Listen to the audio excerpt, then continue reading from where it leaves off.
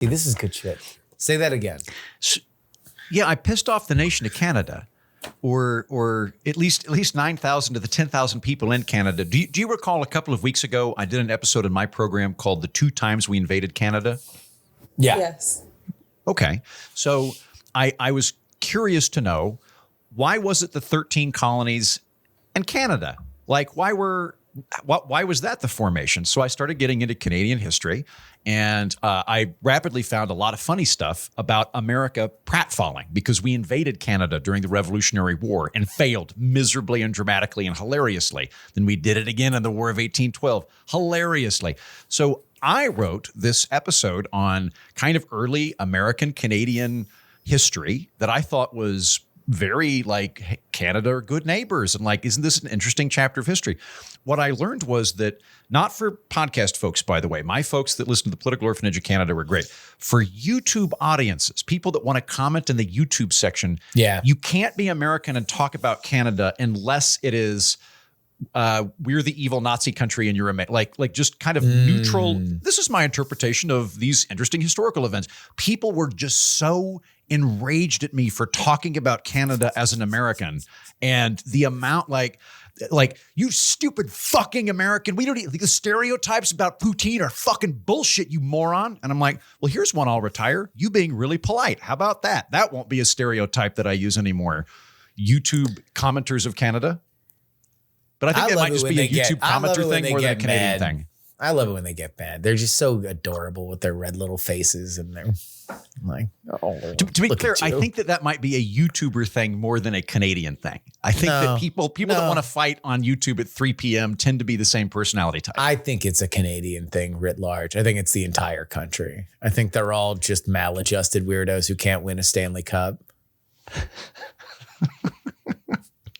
Maybe they should. They should try winning a Stanley Cup. Maybe that would make them feel better. I don't know if they've thought about that. Have they thought about trying to win a Stanley Cup since the mid-90s? And even then it was the French Canadians. Jesus. Wow. Canada, if you just want to be ignored by Americans, come to Congressional Dish, because I don't give a fuck about you. No, I mean, that was a big thing. I love Canada. But they certainly care about us a lot more than we care about them. And I don't think that we realized how much that was the case until this version of Trump, where, Trump was just yo-yoing the Canadian economy around, and, it flipped their election, which is insane. That a thing that Donald Trump did, changed how they voted. Like, can you imagine an American election flipping over a foreign? Xi Jinping really pissed off people in Ohio, so they're going to vote Democrat now. Yeah, right. It's like we barely care about him, and he might actually draft our children to war by way of his own actions. Like, we don't really give a hoot. Yeah, but I think that relationship is everywhere in the world. There's a comedian I saw in New York that had a great bit about this, and I forget his name, but okay, so Oklahoma, Texas. The relationship between Oklahoma and Texas is like, Texas, you're not that great. Like, you talk a big show, but you're not that great. And Texas is like, sorry, who the fuck are you? Yeah. Are you like, you're Indian Kansas? Do we border you? We're too busy fucking being Texas to even know. Yeah. And like, same with England and Scotland. Scotland's like, anyone's not that great. You all think you're terrific, but man for a man, and they're like, sorry, we're busy running India right now. Who are you? You're the Arkansas of the North. I don't care. And there's always the big self-absorbed entity and the smaller one that wants to fight them as an equal and is not given the opportunity. Boston, New York, another relationship like that. Mm-hmm. Easy. Mm-hmm. Because it wouldn't be a fair fight. Boston would win. Fake Massachusetts, Jen. Jen does have more hometowns than Mitt Romney. That's true. That's a real thing. Every drop of blood in these veins comes from a masshole. So I do love my Massachusetts. No one contests that, Jen. America that comes out in the wash. If it wasn't for Massachusetts. We know. We fucking know. The American Revolution for you ungrateful bastards. You did. Yes, you personally did. Yeah. I did. Mm-hmm. I did. Thanks, Puritans. Great folks, Puritans. My people are survivors. I mean, I was a survivor just yesterday. I survived the great tsunami of 2025. Oh my God. Yeah. What did this? you do? How did you, in your own Poseidon adventure, keep your head above water when the tsunami came for you? I was watching the National Weather Service alerts because they came in every 30 seconds. And, but like coming from Hawaii, we were there for 3 years. So it wasn't our first tsunami experience. So we kind of knew where to look. And we found out pretty early that it wasn't supposed to be more than a foot. So like we knew we were fine. But at one point they changed it from a tsunami watch to a tsunami advisory. We were never under a warning because like it wasn't coming here. But some lifeguard goes up and down the beach before sunset. It was probably like half an hour before sunset and starts yelling at people over the loudspeaker, telling them we're under a tsunami warning, evacuate the beach. I mean, he was super intense. And like most adults, like there were people playing volleyball that were kind of annoyed, but like slowly packed up their shit and they were leaving. But there were 3 like young teenage girls that literally started screaming and running away from the water. And so like some adults caught them closer to the bike path and like calmed them down. Forced That them to was get one of back the in the water. funniest. What's that? Force them to get back in the water. We think you overreacted. You need to swim a little go bit more. swimming, little bitches. No, but like this lifeguard panicked people and he was like, there's a tsunami warning. And it's like, no. And it was 5 hours before it was supposed to arrive here. I get that though. You're that like 17-and-a-half-year-old lifeguard at the beach. And if everything goes completely right, no one says that you saved everyone from the tsunami. But if something goes slightly wrong and one tourist drowns, you're fucked. So I would be doing that too. I don't know, man. Like this guy was super intense about it. And it wasn't like, at least if you are a lifeguard and you're going to go freaking people out, know the difference between an advisory and a warning. Cause there is a big difference. Also, no time. Like it was 5 hours. Other theory, his shift was about to end and there was a girl he liked watching him. That could maybe. That could also explain that. I was on a date here in DC a few months ago. And before I went, she texted me and she's like, I said, I'll meet you there. I'm going to walk to the miniature golf place or whatever. And she went, you're going to walk? Like, did you not see there's a tornado warning? And I was like, in Washington, D.C., to be real clear on this, whatever anemic, limp-wristed tornado can summon itself in the bowels of our nation's capitals, welcome to fucking try and kill me. I have a gun. That's a boy from Oklahoma for you. Yeah, dog. I was like, if a tornado was going to get me, it ain't going to be in Washington. That's so funny. We are survivors. Yeah. Remember that earthquake? That was my favorite. There was like an earthquake that hit somewhere in like the mid-Atlantic. This is probably 15 years ago, 16 years ago. In 2011? Yeah. I was there. Wait, no. The one that it like, cracked the Washington Monument. No. Maybe it was that one. It was not that big of a deal. What's the joke? And so the memes that were going around were like patio furniture that had fallen over. And it was just, we will rebuild. We will rebuild. Yeah. That's our tsunami today. Like Joe and I both woke up this morning. We're like, we survived. There's nothing. There's surfers out there right now. Like, it's fine. I'm sure. Well, it's probably the shit for surfers, right? Because it's probably like more active waves than would be otherwise, but certainly not anything that would destroy property or affect the beach. During an actual tsunami, because we saw this from our balcony in Waikiki, the water is so swirly. Like, it's not good surfing waves. Like, you want the consistency, and that's what we're already back to here. Yeah. It's just, it was a nothing burger. Quick question for you both. And this was a big earthquake in Russia, right? That's what started this last night. Yeah. Okay, so you're both people that have grown up near bodies of water. Mm-hmm. I am from a state that has more cows than people. I've not grown up in august bodies of water. Our rivers are anemic creeks. We have some lakes, but they're not huge. I was in New York City a couple of weeks ago, and I went to an eating contest for goats that a neighborhood put on. It was like kind of like that hot dog. I actually met the guy that does the announcements for Nathan's hot dog eating contest. He is an American hero. I went up to talk to him. He's a great man. Anyway, I went to this goat eating contest thing that they put on. And afterwards, I went to the banks of New York and I looked across the Hudson to New Jersey on the other side. And I was like, I think I could swim it. And everybody thought I was nuts. And they probably are right, but my only experience is with lakes. So is the deal that if you go out into a river, the undertow takes you, or you just can't, like what happens? Could you get in the middle and you can't swim to the shore? depends on the river, but currents are really strong. And like, depending on, like, they can pull you down, they can pull you into the middle, and then you just can't fight it. Malcolm-Jamal Warner, we're going to talk about him later, but he got taken in by a rip current. Like, if you don't know what to do, which by the way, so it's like the rip currents in a body of like ocean. They're going to pull you out to sea. And so what people will try and do is they'll try and fight the current to get back to the sand. And that is the wrong thing to do. What you want to do is go sideways, like parallel to the sand. Yeah. But if you don't know that, passive aggressive with it. I'm fine with that. I can do that. Yeah, kind of. You're just like, I'm just getting out of this. But if you don't know to go parallel to the sand, it can bring you out and down. And like, that's how you end up drowning. And so rip currents are no joke. And in the big rivers, I mean, you can see the water moving really fast as you look closer to the middle of the river as opposed to the side of it. So yeah, currents are nasty. That makes sense. Because like, like if it's just a lake, I'm like, I don't know, I can just kind of do a backstroke. Like I can float pretty well, but I wouldn't be fighting against a current. So I guess that's the relevant thing. There can be swirly you could currents probably in lakes. make it. You could probably make it, but you would probably not make it directly across the river from where I would float and I would do a backstroke and I would go at a diagonal level and eventually I'd hit New Jersey. I mean, I'd love to watch you try.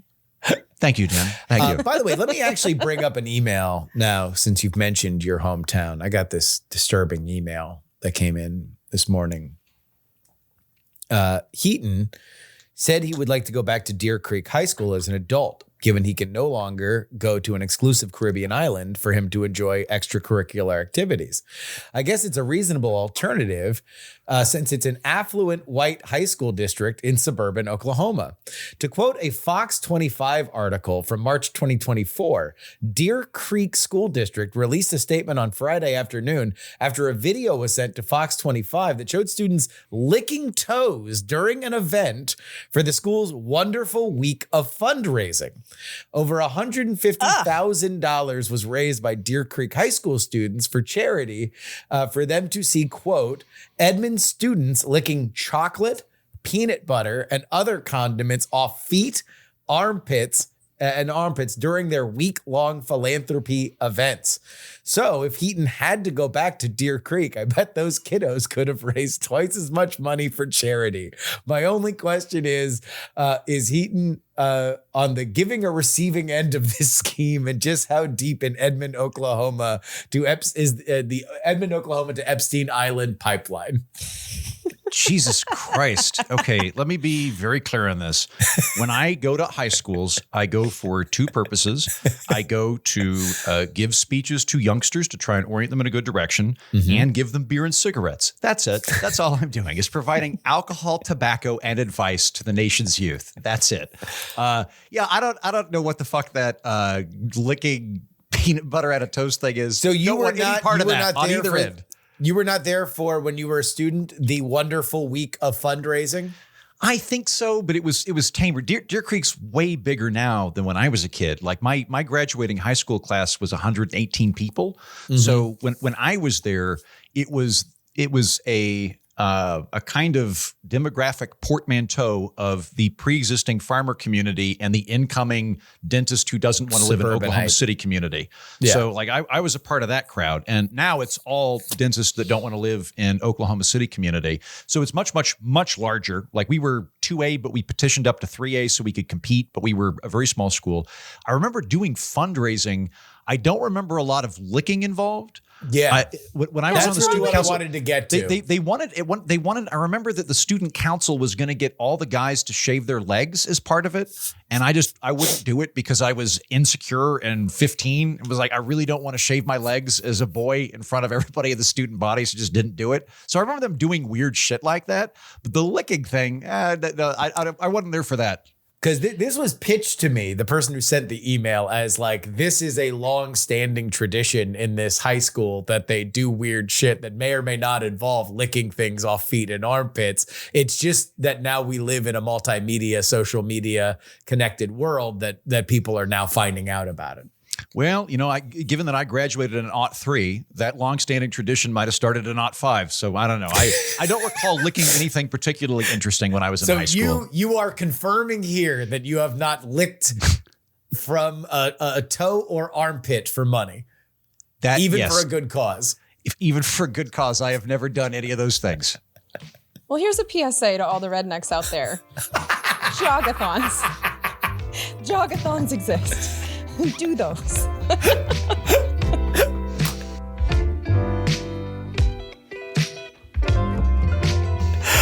From Austin, Texas, I'm Justin Robert Young. From the tsunami-ravaged coast of California, I'm Jen Briney.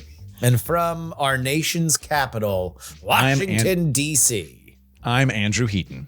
And we're not wrong. On this edition of the program, we'll be talking about a reversal of an EPA decision during the Obama administration that is being characterized as the largest deregulatory effort in history, as well as the week the 80s died. Hulk Hogan, Ozzy Osbourne, and Malcolm-Jamal Warner, all leaving us within a 7-day period.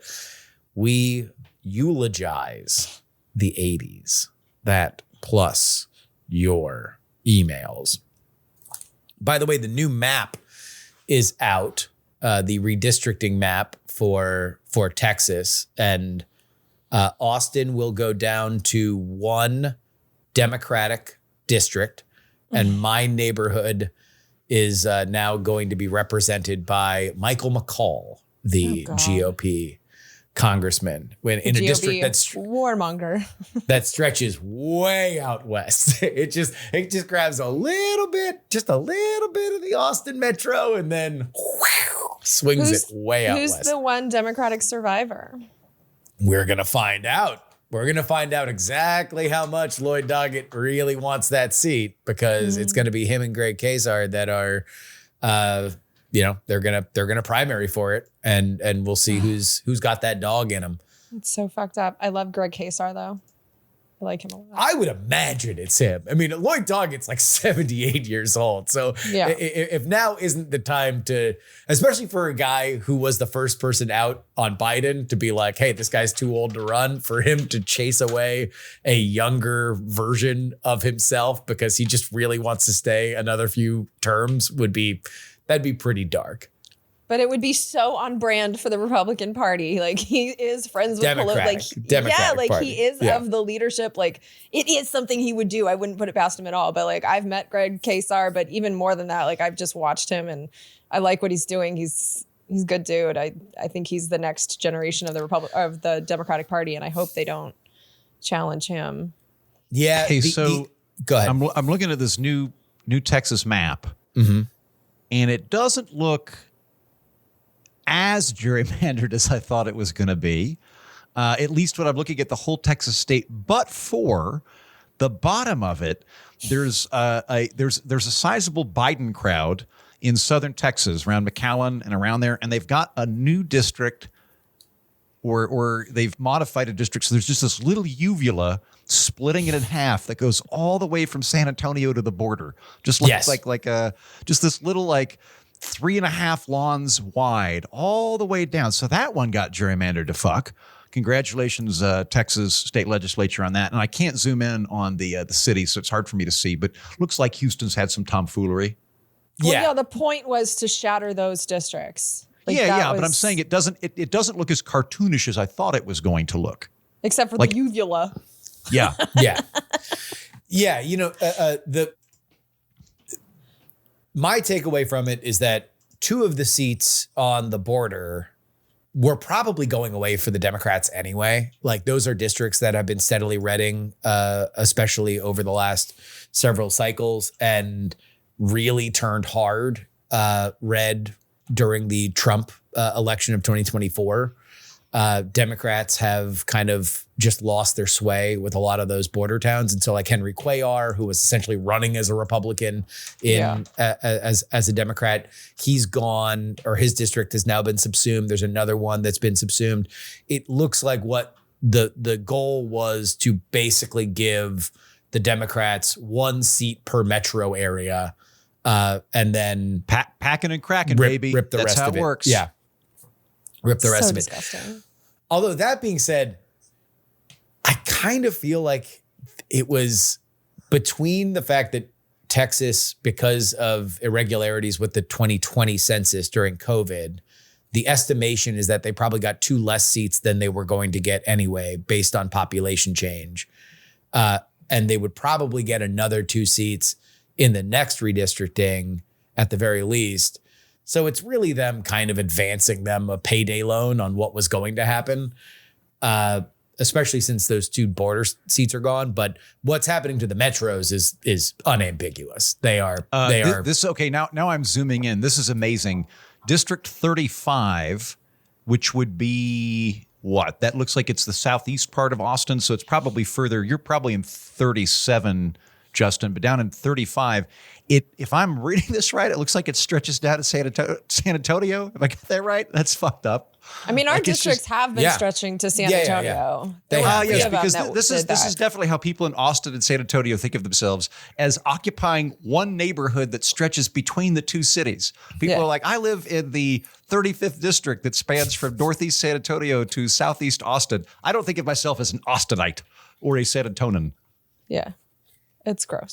I had an idea for gerrymandering. What if you just did it by age, statewide, at large, and then every age cohort got as many as there were like population? So you had like a population cap of like 30 to 40,000 or whatever. But if you have X amount of them, you divide it by however many are apportioned to you by way of the census. But then you literally just had a Gen Z congressman. At-large districts, geographically, but sectioned off by age. By age. And so that would be an interesting experiment, although you would almost, at least based on current data, it would shift things. So you're going to have really, really, really radical early age cohorts. Like if you get to absolutely be a member of Congress from 18 to 25, because only 15 of those people are going to show up to vote, and they're going to be the most radical. So like it's always going to be Mamdani that wins that congressional district, because it's going to be. Do we think that we don't have a radicalization problem currently? Well, I think what you've got right now is a problem where you have first past the polls and closed primaries, which means that the extreme people in either party become the ones that are choosing the candidates, and they're either more conservative or more progressive than the overall party, certainly in the overall district. You would find that phenomenon similar depending on the age cohort and the voter turnout within that cohort. So the younger you get, the lower the age, the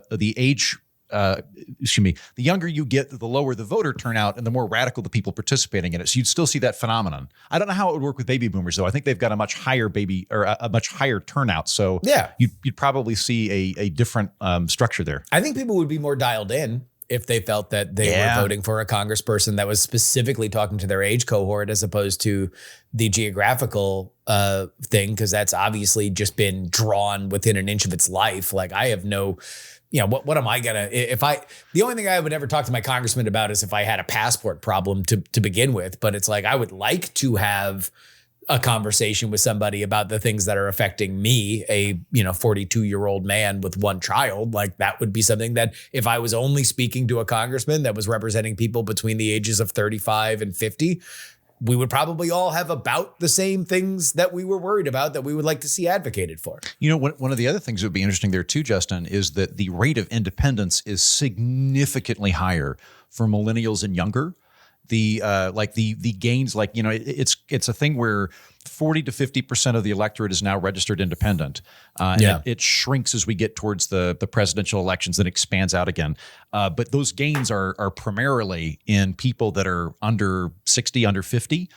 People that are lockstep partisan tend to be over 50. So if you were to do that by age, you'd probably see a very, very different relationship with the political parties, and you'd see more independence as well.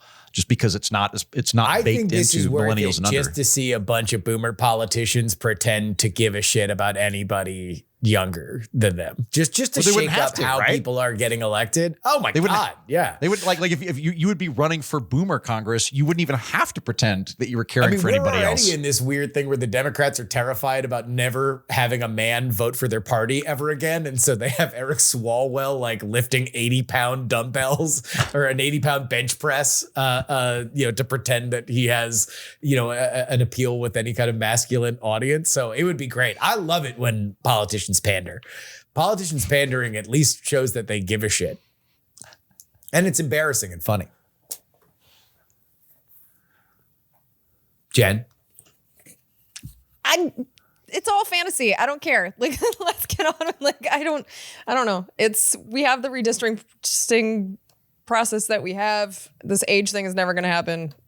All right. Well, you could have it fun fine. Sorry, I'll put the fries in the bag, Karen. It's okay. You're the one who decided to call me out. I was going to sit here and shut my mouth and let you guys go off, but like, Jen. So that's what I think. I think this topic is like just not. I don't care. Sorry, love you. Noted.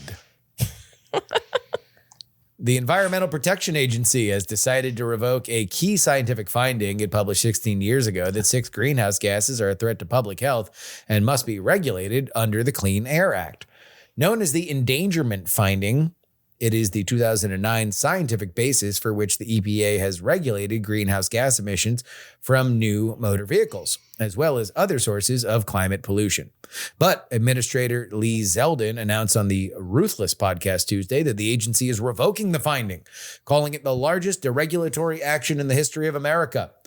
Since it was signed by then Administrator Lisa Jackson in 2009, the finding has been used by the EPA to regulate sources of climate change causing pollution from cars, power plants, and other sources of transportation like planes, as well as oil and gas machinery. Jen, is this a wise decision? No, of course not. I mean, at this point, if you don't think the climate is changing, like, I don't know what to do with you. Like, there's just too much evidence. Since 2009, there's only more and more growing evidence. Like, we can see the temperature rising. Like, I think the science speaks for itself. So I think this is an obviously bad decision because of the effects that it would have on not just our country, but on the entire world. But this is what the Republicans stand for. And it's not just like this has been framed as a Trump administration thing, and obviously they deserve tons of blame, but this is what the Republicans stand for. I just finished reading the Big Beautiful Bill, and they are all in lockstep on being the party of pollution. And so when I look at this, it doesn't surprise me in any way. This is what they do. And actually, the solution is pretty clear because right now, this is all about a 2007 Supreme Court ruling that essentially said that the Clean Air Act, which doesn't specifically mention greenhouse gases because it was created in the 1970s, it was edited in the 1990s. So it doesn't say greenhouse gases, but the 2007 Supreme Court decision essentially said that they do cause public harm, which I think is obvious because you have people who are drowning and burning in fires. We've lost entire cities to, climate chaos. And so I think it's pretty obvious the Supreme Court agreed. But politically, Chief Justice John Roberts wrote the dissent. And so I think the Trump administration and the Republican Party in general sees an opening here with a more friendly Supreme Court to overturn that on behalf of the fossil fuel industry that they consider their true constituents. But when I look at this, the solution is quite clear, which is that Congress can explicitly add greenhouse gases to the Clean Air Act, and this is over. So that means that in 2026 or 2028, we elect a new Congress that actually gives a shit about the environment and pollution, and we can get this changed. So it's like, is this bad? Of course. I mean, this is the Republicans going as far as they possibly can for the fossil fuel industry, because this is like the bedrock of all the regulations of greenhouse gases. If they can actually get this done, this works for them. Although I will say that a lot of the greenhouse gas emitters, if you're emitting greenhouse gases, you're also emitting things that are straight up poisons. And like that is still going to be regulated by Clean Air Act regulations. And so they can't, stop regulating entirely. Like that is illegal. And so, I mean, I guess that's a good thing, but it's just, no, it's not good. And it's also just geopolitically. if you don't give a damn about your air and your water, like, I don't know what's wrong with you, but like, let's say that's not your thing. Even just geopolitically, what I have seen in international news talking about the environmental damage that the Republicans are doing, because they cover it more than our media does, which I think is a tragedy. Like with this big, beautiful bill, I am disgusted by how anti-environment it is and how pro-pollution it is. And yet that has just not been a part of our national storyline. It is overseas. And what I have heard multiple times is like, well, the United States is going backwards, but thank God for China. And I just kind of like look at this global project that is going on. Countries all over the world who are trying to work together to limit these greenhouse gases. And it's like if we were in high school and there's like 5 students working on a project, right? And you kind of think that, 2 of the students are the most popular ones. One of them will be the leader. And one of them is going home and working on the project on their own. And then the other one is showing up and is eating the completed pages when they get to school. Like, which one is going to be the leader? And I know that China is still the number one emitter, but if you look at it per person, like we are number one by far. China has over 1 billion people. We have 350 million. And they have put in more solar. I don't remember if it was 23 or 2024, but in 1 year, they put in more solar power than the rest of the world combined. When you look at the EVs, apparently there are some EVs that are being created by China that people are saying are amazing little cars. And we're still producing gas guzzling Fords. We're going backwards and we're losing our leadership position. Rightfully, because you're not going to be the leader on a project that you're, actively sabotaging. So I think it's a terrible decision in every way. And unfortunately, it's just not surprising. But I hope people don't just blame the Trump administration for this, because the Republican Party is fully on board. Mr. Andrew Heaton? I'll quibble with a couple of tiny things, then I'll give my analysis. I don't think we actually are number one per capita in terms of... We are. I checked it yesterday. Carbon emission. You're sure about this? Yes. Per capita, we are 17.61 per person. China is 11.1 per person. However, the trend line for China is increasing, and America has been declining. I'm not saying that we have a lower emission than China, but I had read that Australia and Canada had actually surpassed us in terms of per capita, per person carbon emissions. Incorrect. Okay. Well, I defer to you on that. I'm a little bit more hesitant to try to make policies based on international popularity, and that I don't see a big correlation between the good things we're doing and popularity. But that's a fairly small thing. Like in terms of the amount of international development, international programs that we do, I don't see that there's much benefit to them in terms of popularity. So I'm not sure that that's where I would lead with. Where I agree with you, Jen, is I don't think that this is a good decision. The court, I think, will probably stay this. It will probably block it, and I don't think that it will end up being a win for the Trump administration through the courts. I don't think it's going to be a big deal. I think it's going to be more of a signaling mechanism than anything else. I don't think that the practical ramifications of this are going to be very intense, and I'll say why in a moment. But in terms of the court side of this, Jen did a good job of kind of outlining the basics of what's gone on here. The Clean Air Act is written. The Clean Air Act does not specify what gases. It doesn't specify what types of things, of sulfur and so forth. It's fairly broad. It says emissions that cause or contribute to air pollution, which may be reasonably anticipated to endanger public health or welfare. So pollutants, that's basically it, pollutants. In Massachusetts versus EPA in 2006, the Bush administration got sued by Massachusetts and other states for not including greenhouse gas emissions in the EPA at that time. The Bush administration's position was, we can come up with a better policy on dealing with greenhouse gas emissions than going through the EPA, which might very well be true. I think that there are actually better ways to do it than going through the EPA. But the courts ruled that's not the case. Greenhouse gas emissions pollutants is very broadly defined, and they basically had an if-then statement that they passed down. They went, this can be a pollutant if the EPA determines that it has some kind of reasonable anticipated endangerment to public health or welfare, as defined by the Clean Air Act. And that's exactly what happened, and that's exactly what's been overturned. In 2009, the Obama administration's EPA went, yes, the EPA is officially saying that, in fact, greenhouse gases cause harm to public health and welfare. Therefore, they are germane to the Clean Air Act, and that is the endangerment finding, which is now being reversed by the Trump administration.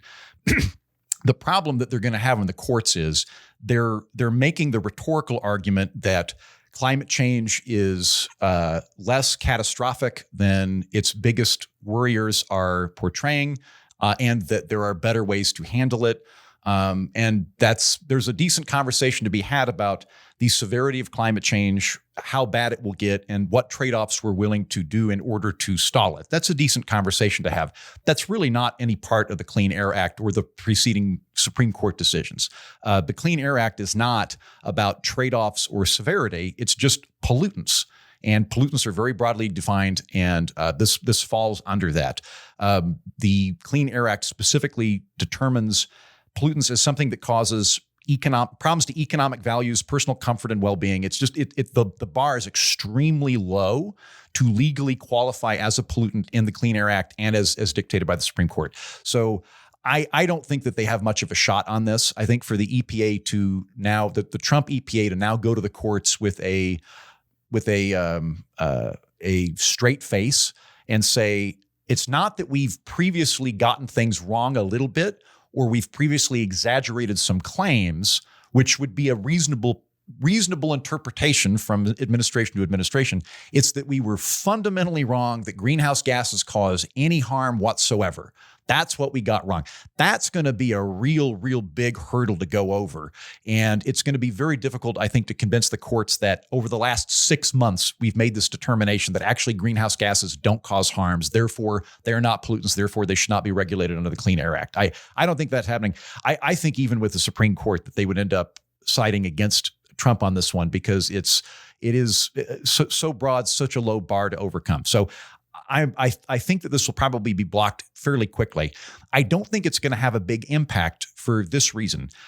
This is yet another thing in American politics that is a football being kicked around by a federal agency, depending on who's president, where it's gonna flip and change when Democrats come back into power. I anticipate that happening, that either the next election or the election after that, a Democrat will be in power. There will not be a permanent Republican majority, and therefore Democrats will return to power, and this regulatory discretion that's being engaged by the EPA will revert back to the Democratic stance.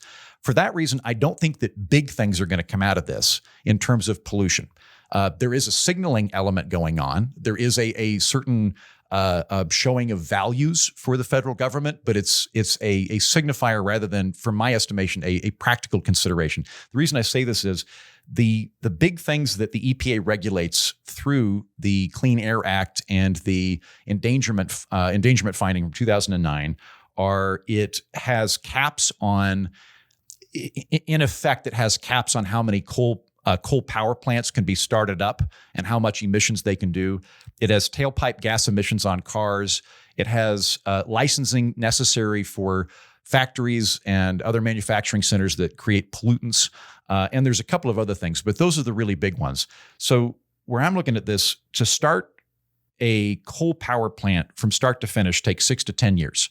I'm not, if I didn't give a fuck about climate change at all, I just wanted to make money and I had a lot of coal, I would not go start up a coal fire plant at this time, because I would go Baron Heaton. Yeah, coal Baron Heaton. I don't give a fuck. I think it's all made up. I think it's a Chinese hoax. I could not care less. I have a lot of coal. I want to sell it. Great. I wouldn't start a coal power plant right now because it's going to take 6 to 10 years. We're going to be into the next administration, probably the one after that, before I would actually be able to make a dollar on it. The likelihood that I would be able to get through that, the EPA would stay the same, is very small. So I don't think you're going to see more coal power plants start up. I think that the EPA has done a demonstrably large job in cutting down emissions from cars. That's something that the EPA through these regulations has done that you can point to and go, that happened. You can qualify it a little bit because it also resulted in SUVs getting larger. But overall, trucks. Though, I was going to bring that up, that this is at the heart of one of our original discoveries that a listener made for us, was that the large trucks that have bedeviled whenever Jen is in a area with a lot of vehicles were in part caused by the Obama administration regulations that have this at the heart of it. Yes, that's true, because the Obama regulations that determined the acceptable amount of pollutants that a car could produce were based on a carbon footprint, square footage, for lack of a better term, how big your vehicle is. So the bigger your vehicle is, and there were exceptions that they made for SUVs on top of that. But the long story short is the bigger your vehicle is, it would change the amount of gasoline you could use relative to the size of it. So it resulted accidentally in car companies building large automobiles. Trucks. Now, all that being said, though, while the cars have gotten bigger, the actual amount of emissions from cars has declined. That's something that the EPA, I think, can rightly take as a victory. About a quarter of greenhouse gas emissions, I think it's 28% of greenhouse gas emissions in the United States come from transportation. It's a really, really big section of the greenhouse gases that we have. They reduced the amount of greenhouse gases coming out of cars by about a quarter. So it was a sizable, demonstrable amount of emissions that they were able to reduce. I don't think that that's super likely to change, a little bit more likely to change, but not real likely to change, because if I'm Ford and I go, woohoo, the Obama endangerment findings have been overturned, I can now make a gas guzzling truck. It's going to take me between 3 to 5 years to get that to market. So it's a little bit faster than the coal power plant thing. But again, I'm probably not going to engage in that based on, we're definitely going to be in another presidential administration when that car would come to market. Maybe I'd not be able to sell it. And even then, assuming the EPA never changes, California has very specific and stringent fuel requirements going forward. They've been joined by 17 other states. What that means is that 40% of the car market in the United States is going to be subject to these emission requirements, regardless of what the EPA does. So if I'm Ford or I'm Chrysler or whoever, I have the option of either A, having dual tracks of cars that I make, depending on what state they're being sold in, which is needlessly expensive, which I'm not going to do, or just acknowledging the reality that about half the market is requiring these emissions, so I'm going to stick with it. Plus, they've already made they've made significant changes to emissions in cars. Cars are way more fuel efficient now, so there's not a demand from automotive manufacturers to release those restraints. So, I don't think that those are going to be big changes that come out of this. I don't think you're going to see a sudden spike in carbon over the next 3 years as a result of these changes. I do think you're going to see some minor compliance changes that will occur, because on a month-to-month basis, in terms of small things that we could do, maybe we spend a little bit more money to tweak a little bit. If I'm a factory owner, I know that that's not the priority of this administration. They're probably not going to come after me, so I'm not going to do it. So I think you will see a marginal increase in greenhouse gases, but I don't think it's going to be massive. And I think the biggest deregulation in American history thing is really more Trumpian rhetorical flourish than anything else. So far, I want to make this clear. I don't think that this is a good idea, but I don't think it's going to have a giant impact, and I think it's going to get struck down by the courts. In terms of just the stuff that I would like to have happen, I would like Congress to be more active in this. The fact that Congress is toothless in pretty much everything is not a great thing. It's not good that we keep pushing this stuff over to administrative agencies so that it flips between presidential administrations. My preference would be that we don't use the EPA to try to deal with global climate change initiatives. I don't think the EPA is the best apparatus to do that.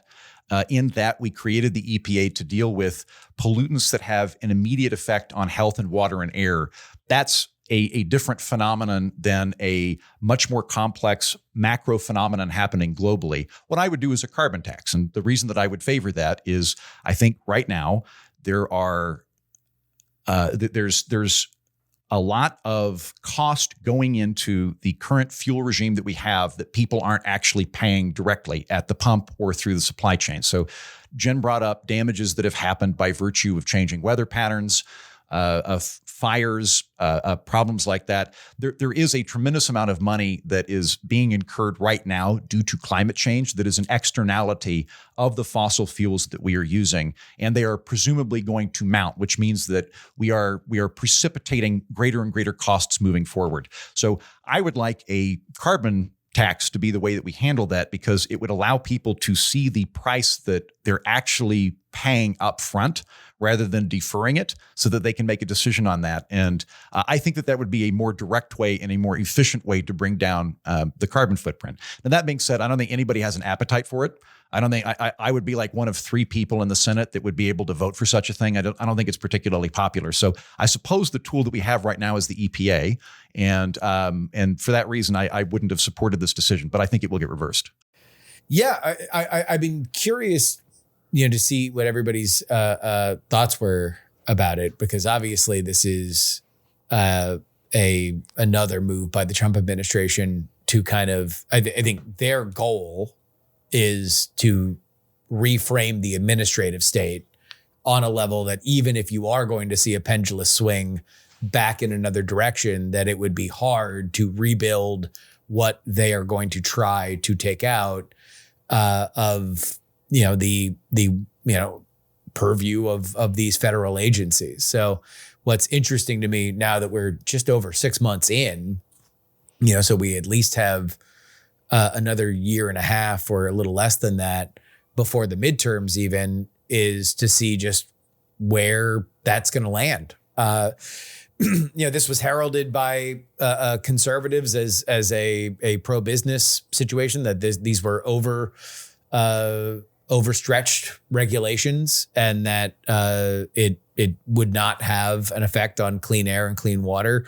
They have leaned on the idea that this was also the justification for a lot of spending for NGOs. There was a big controversy that happened toward the end of the Biden administration at the very beginning of this year with billions of dollars that were assigned to NGOs that had just been set up, months previous, as they were trying to assign money that, the Trump administration was going to take over when they came in January.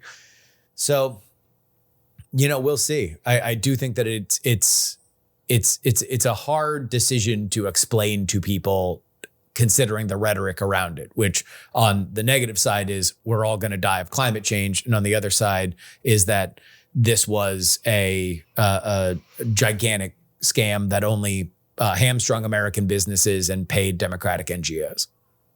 I do wish that there was a more conservative climate change is happening perspective that was a part of the overall national conversation. I think that the country would really benefit from that. The rhetoric that was used by, is it Zeldin? Is that the administrator? Zeldin. Lee Zeldin. Zeldin was not saying things in the memo that I read of we acknowledge and we are concerned about climate change, but there's a smarter way to do this, which would be where I'm at. I did not get the impression. I got much more the impression of this is a scam, we're being hamstrung. We need to get rid of all these things. But there's a good case to be made that there would be better ways to proceed. I think what the EPA is good at in terms of the climate change element is trying to restrict emissions. The problem with that is that it is not a complete and total strategy to get to where we need to be. So when Obama put in the coal power plant emissions in, I think, 2010 or so, when you kind of looked at the data of how much he wanted to cut, the goal was to basically get us to the same level of carbon output in 2050 that we were in 1907, which in and of itself is a fairly ambitious place to get. But we were going to do it by cutting less carbon than could actually get us there. Kind of like with DOGE, when DOGE was like, we're going to cut a third of government spending, but we're not going to touch entitlements. And you could look at it and go, well, the math just doesn't add up. It's kind of that thing. You need, like I said earlier, the EPA, I think, deserves credit for reducing emissions, and it did reduce emissions in transportation by a significant amount.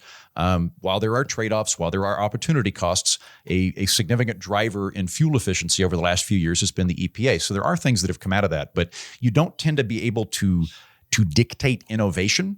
Innovation isn't something that you can just say, innovate this thing. That's something that happens from the bottom up. So you have to have carrot and stick as well. And I would rather have like prizes where the EPA or somebody else goes, if you can figure out how to make this battery 3% more efficient, we will just give you $1 billion, as opposed to what you were talking about earlier, Justin, with grants that are going to specific NGOs because we think that that's the best way to do it. I don't think that we are as effective at administering in that kind of complex manner than we are in just setting incentives to get people to go in the direction we want to go. So all of that is valid, but I think we're getting a large step ahead of where we're at here, which is like the first step is to agree on the goals. And right now, one party has the goal of reducing emissions and the other party does not. And I mean, the Republicans, let me just be very blunt about this. Conservatives are lying when they say that they are just dealing with greenhouse gases here and it's not going to increase pollution, because like I just read their bill and the new law defunds programs to reduce pollution from cars, reduce it from homes, reduce it specifically from schools. They are going to cut down a bunch of trees while defunding programs that plant trees. Like, this is a party that does not share the goal of reducing emissions or reducing pollution. And so it's like, well, there are solutions like carbon tax. We can talk about that when we get to the point the Republican Party is sharing this goal. But they've gone backwards on this. Like when I started Congressional Dish back when Paul Ryan was the Speaker of the House, they were at least acknowledging that climate change was real. And they were at least saying like, well, we all want clean air and water. We are not there anymore. When they say that they care about pollution, it is a lie because their actions are speaking so much louder than their words. They want to prop up the fossil fuel industry. That is their goal. And so while solutions exist, and I would love to get to the point that that's the conversation that we need to have as a country, right now, we need to have the conversation of, should we keep voting for Republicans if we have the goal of clean air, clean water, and limiting the effects of climate change? Because they don't share that goal with those of us that have it. And so I think that's where we need to get to, because these people, they're not on board. What was the pollution thing with the schools? Yeah, they defunded it was an Inflation Reduction Act fund to reduce pollution in schools. And they took all the money out. They defunded it. But what was the mechanism of it? Yeah, like what was the pollution in schools? Air pollution. Okay. All right. So okay. I don't know. Justin, what do you make? I think that the most sympathetic part of this for me, because I don't know, I tried to do some research on, some of the regulatory elements of this, because I do think that it does seem to be at the heart of it is the load-bearing Jenga piece of a lot of environmental regulatory structure. But I don't know enough of the actual effect of like, okay, well, if we have less regulation on gas canister manufacturing, are we going to have are we going to have a boom in something like that that's going to materially affect the United States? What is more sympathetic to me is the idea of NGOs being funded. And I do think that is something that not only gives a fake sugar high for people who legitimately care about the environment, that legitimately want things to be different and do want to mitigate this problem. And it is a waste of money for people that are less sympathetic to that. I do think that there is a problem of the federal government funding organizations that essentially are daycares for a bunch of over-credentialed elites that are the byproduct of too many people getting degrees in colleges, to be quite frank. And I think if this on some level just rips those out, even if it's temporarily, and then we can figure out what the realistic way to go forward is on these regulations, then that's a net win. But I don't know enough about how the regulations would affect business to even measure the idea of whether or not this is a net boon for the economy. I don't know that this is going to have a big effect on NGOs, because unless the NGOs are happening, they're privately funded as a response to specific EPA regulations. Yes, in which case, that is the argument that was being made by. Okay, because it's they're like this doesn't, to my knowledge, alter the funding that's going from the federal government to NGOs at all. It's just that the EPA regulations are now being. So if the EPA is charged with doing X, Y, and Z, they are funding NGOs to fulfill those missions. I think it's just an excuse. They're doing something incredibly unpopular. And so they're just going to be like, oh, well, we're actually doing this because this boogeyman over here that people don't like, the NGOs, like that's what this is about. It's like, no, They don't want to regulate greenhouse gases and the pollution that is inherent in the emission of greenhouse gases. That's the truth of it. The NGOs is just a distraction. They want you to like look over here instead of you look at what they're actually doing, which is making the climate change faster and making more pollution in this country. That's the only place to look here. Okay. Patreon.com/we're-not-wrong is where you need to go if you want to write into this. Oh no, patreon.com/we're-not-wrong is where you go if you want to support this show. And you get a bonus episode. On this bonus episode, we're going to be talking about Sydney Sweeney's boobs. It's a topic of conversation. It is at the center of politics and culture, right between them, betwixt Sydney Sweeney's boobs. That's where all of the conversation is, because they might be racist. They might be racist boobs, ladies and gentlemen. So we're going to talk about all that. Patreon.com/we're-not-wrong. Can we take a quick pause? Because you guys asked me about the specifics about the schools thing. So they're taking back grants from the Inflation Reduction Act that were used for technical assistance, for monitoring and reducing greenhouse emissions at schools in specifically disadvantaged communities. And when you reduce greenhouse gases, you reduce pollution. So there you go. So it's not that they were trying to reduce them in the schools, but they were trying to reduce them in communities around schools and like target the school by going to the community itself? I just know that the money was going to specifically disadvantaged communities. So I don't know exactly how they did. I would love to see where that money was going.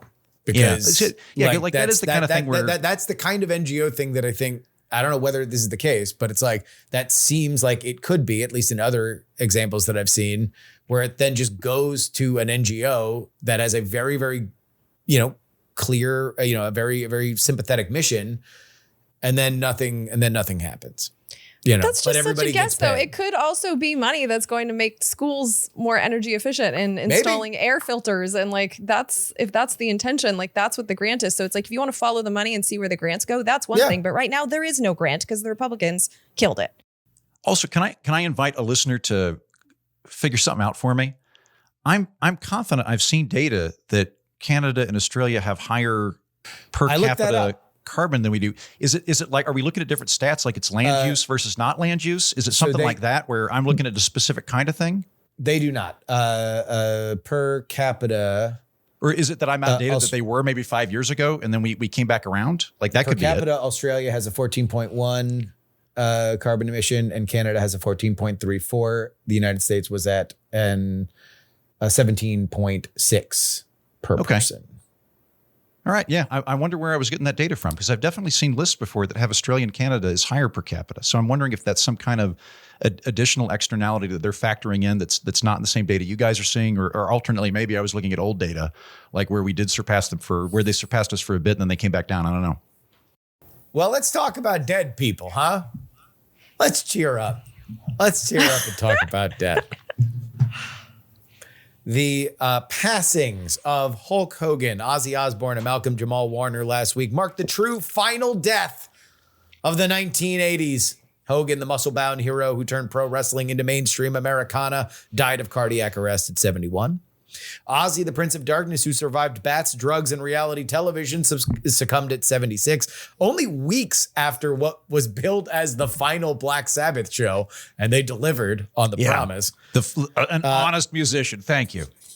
There we go. And Warner, Theo from The Cosby Show, the calm heart of the decades defining sitcom, drowned at 54. Andrew Heaton, what is the first line of the obituary for the 80s? I'm going to swing back to that and just offer some solace to fans of Hulk Hogan and Ozzy Osbourne. Ozzy Osbourne dying at 76 is like me dying at 130. As hard as that guy went, hard as that guy went, going to, like, you know how dog years is times 7? Ozzy Osbourne years are times 3. That he is the oldest individual who's ever lived. Functionally, he died at 240 years old. Good job, Ozzy Osbourne. We had him way longer than we deserved. We got him way longer than we got to have. I don't know as much about pro wrestling, but I feel like for a lot of pro wrestlers, it adds up, right? Same thing. No. Let me tell you this. Back in the 80s, when Hulk Hogan was doing the level of steroids that he was doing to maintain his physique, these were not prescribed by a doctor. Yeah. So the fact that he made it to 71, that's like him making it to 100. Like again, Hulk Hogan beat the odds. Good job, Hulk Hogan. It was Winstrol, which is a horse steroid. That's what bodybuilders were injecting into their veins. And if you look at the average lifespan, especially professional wrestlers back then, he similarly went way above and beyond the mean average. Yeah. So kudos. So nobody feel bad. They had full, long lives. A lot of bats are dead. All of that went well. I don't know as much about this Warner guy, and it sounds like he died tragically young, based on what you're telling me. He was on the Cosby Show. Okay, here's a bit about the Cosby Show that I want to bring up. Now we all focus rightly on the shit Cosby did. I agree. That should be where our focus is. After that, though, at the end of season 3, his daughter goes upstairs. Yeah, and she's not in season 4. What the fuck? She's still up there. And they never talk about her again, ever. Nope. She just goes upstairs. She never comes back. They never discuss her. She's still in the attic. She's living there. That's the fucked up thing about the Cosby Show, in my opinion. Reboot the Cosby Show where it's just about her. Yeah. I know. Rudy was cute. And then they brought in like a new little girl, Raven Simone. But like, who was that daughter that disappeared? What was her name? I don't know. That was a real thing that happened. It was very weird. She was like the middle child that they just forgot about forever. Yeah. Super strange. I will say, Justin, I've not come up with a clever epitaph, sadly, but I am bothered, and I saw this day coming a long way back. I am bothered that we are now nostalgic for the 90s. So I was born in the 80s. I don't particularly remember the 80s. The reality of what I remember of the 80s is being in the 90s watching 80s television shows on reruns, right? Like I wasn't doing anything in the 80s where I can remember anything beyond my childhood. I do vaguely remember being worried about the interest rate under Carter, but even that was something that was kind of aberrant. When the 90s started getting nostalgic, I was like, oh, I don't like my childhood being nostalgic. That means I'm old now. Thank God I have never felt hip or mainstream.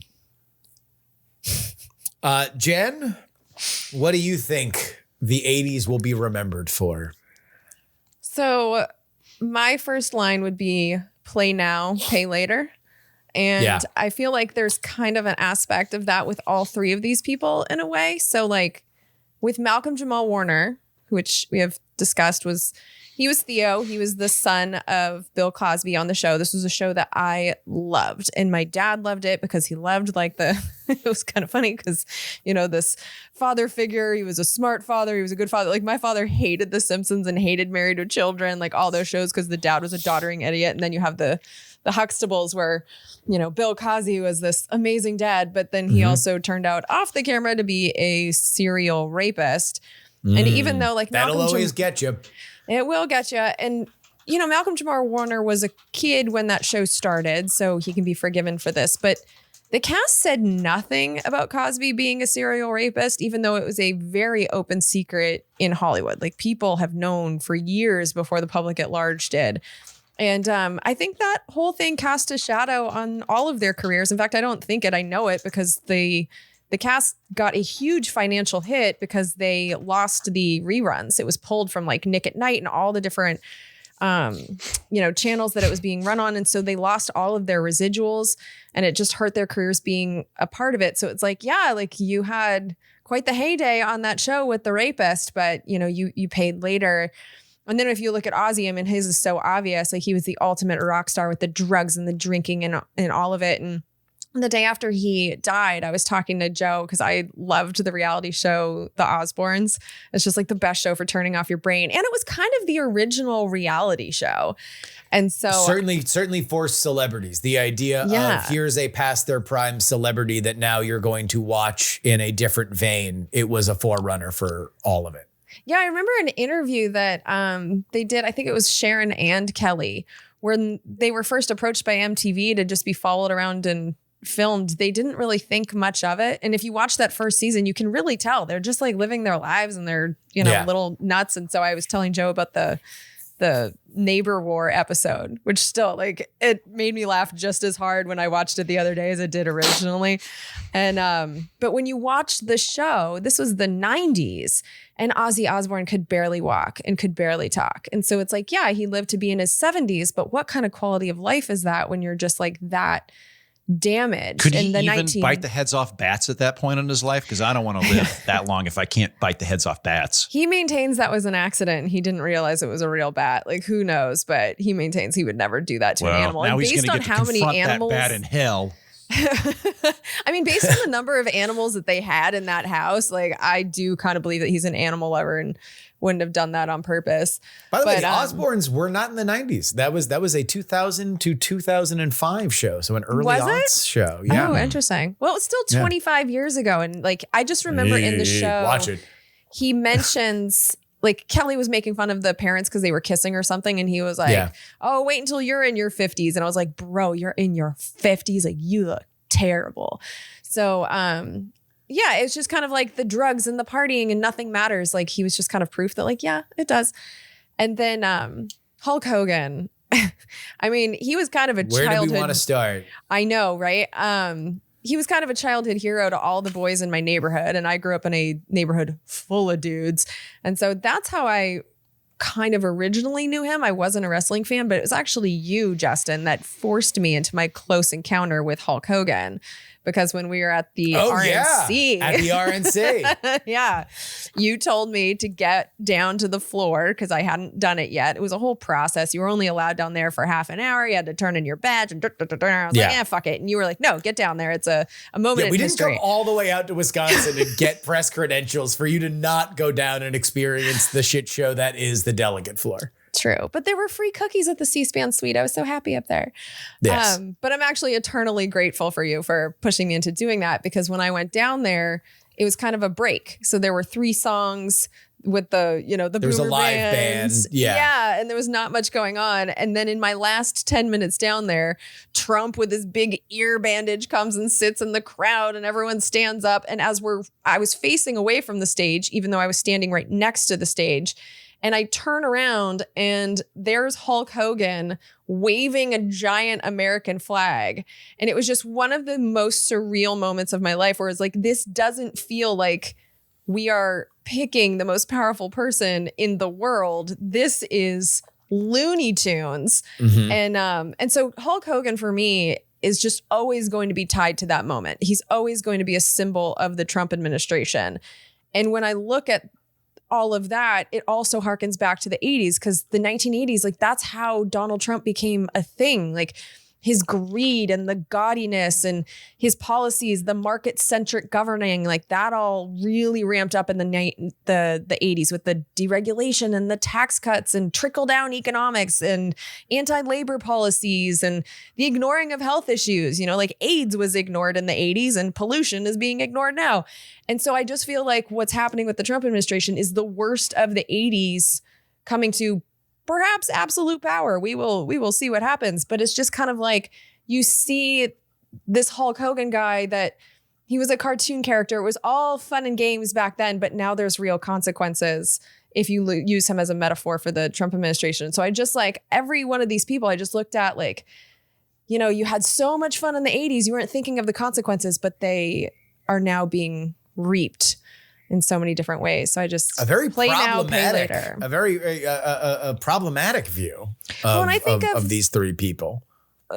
It's the 80s. Like the task here for me was like the 80s were problematic. They were. And when I think of the 80s, the slogan for the 80s that sticks with me is greed is good. And I think that's really where that started. And I think we are living in the consequences. Well, yeah, I mean, the movie, Yeah, the Wall Street. I mean, that's where it came from. But I feel like the idea that there would be no consequences. Greed is good. Debauchery is good. All of that, I think we're feeling the consequences now. So it's like, I did look at these people as symbols of the 80s. It's not necessarily that. Like, I love Ozzy Osbourne. Like, I watched all seasons of that show. I think he's adorable. He's a great dad. So it's like, it's nothing against him personally. Malcolm-Jamal Warner. I love Theo Huxtable. He was hot. He was like the older brother. I was into it. So it's like, it's nothing personal against them.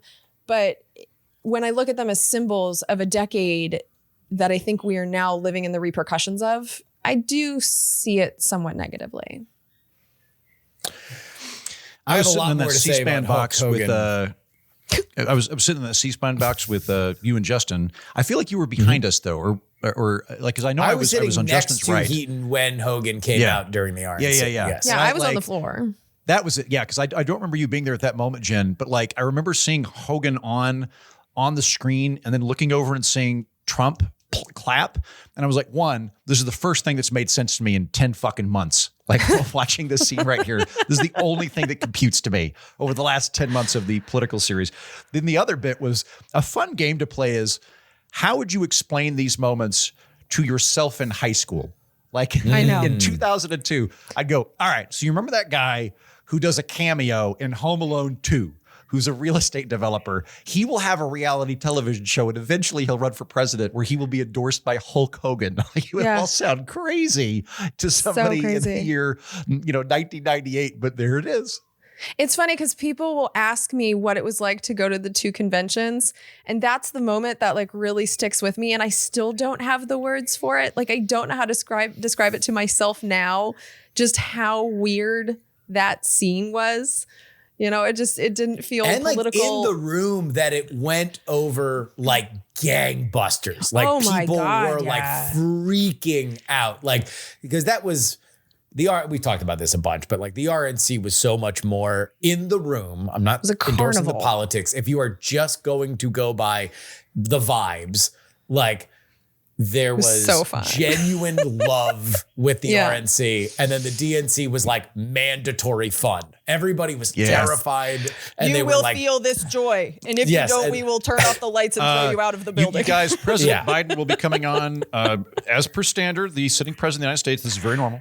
He's going to be giving a speech around 11 p.m. for 18 minutes. And then tomorrow, Obama. Remember Obama? Obama. Also Kamala, but Obama. Yeah. It was psychotic. But in that room, when Hulk Hogan ripped his shirt to reveal a Trump Vance shirt underneath, you would have thought Jesus was breakdancing. Like that was the level of excitement that was there in that room. Hulk Hogan, let me give you guys a little bit. I mean, because I'm shocked that this hasn't been mentioned. One of the most fascinating American lives of all time, becomes a icon in the 80s when the idea of muscle-bound men being on adventures was at its peak. But Schwarzenegger and Stallone only made movies once, maybe twice a year. You could see Hulk Hogan on television nearly every week in his chosen profession of wrestling. But he then goes on to not only have a storied wrestling career, but he dramatically affected media, and specifically the trajectory of media. Oh, right. Yeah, I forgot about I see what's coming. Please continue, Justin. I'm excited. I forgot.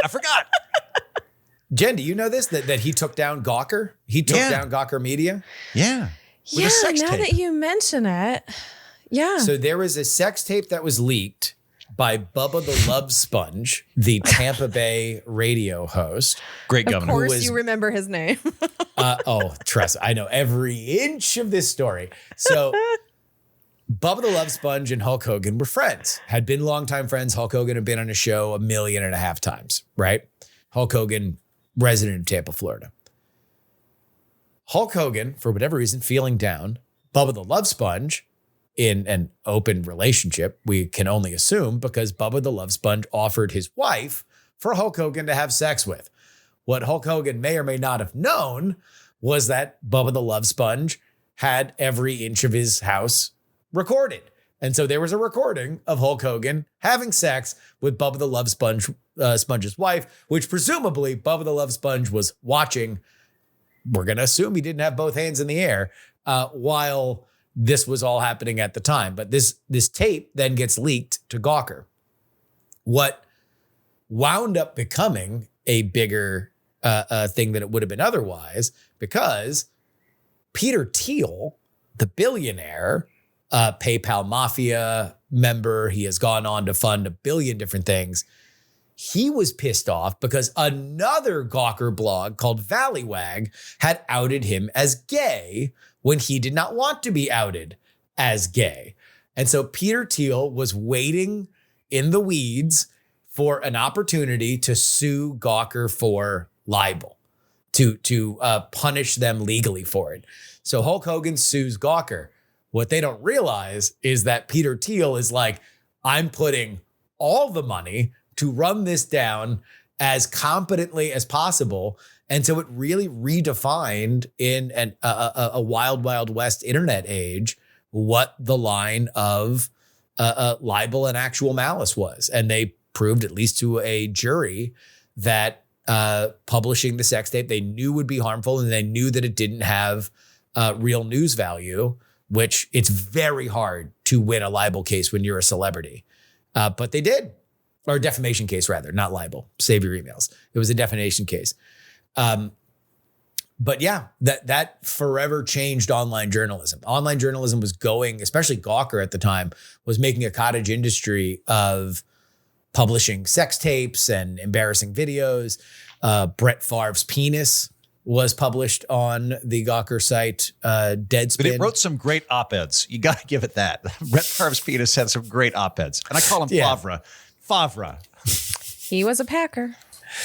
Yeah, he was. Well, he was a Jet at the time that he whipped his hog out and took a picture of it for a media member. I think she was a member of the PR staff. Anyway, different. Can I get some friendly advice real quick? This is a quick interjection on sex tapes. Listeners, if you're ever invited to bang somebody else's wife, right? Just good practice is wear a Reagan mask when you do it. Now, there's multiple benefits to this. One, if they are recording you, nothing can happen. Two, really irritates Jen. So be sure to do this. Just wear a Reagan mask when you nut in another man's wife. I'm gonna wear a Hulk Hogan mask, because then people will just be like, he's at it again. He did it again. He's the Andy Kaufman of pro wrestling sex tapes. Then, of course, there was the thing that winds up getting mentioned the most, especially in pro wrestling fandom. There was another tape where Hulk Hogan was talking about people that would like to have sex with his daughter, and he had very strong preferences about the races of those people. Puerto Rican, even to the point of using the hard R in referring to black people. The hard R? Oh, okay. On that particular word. Sorry. Particular word. Yeah.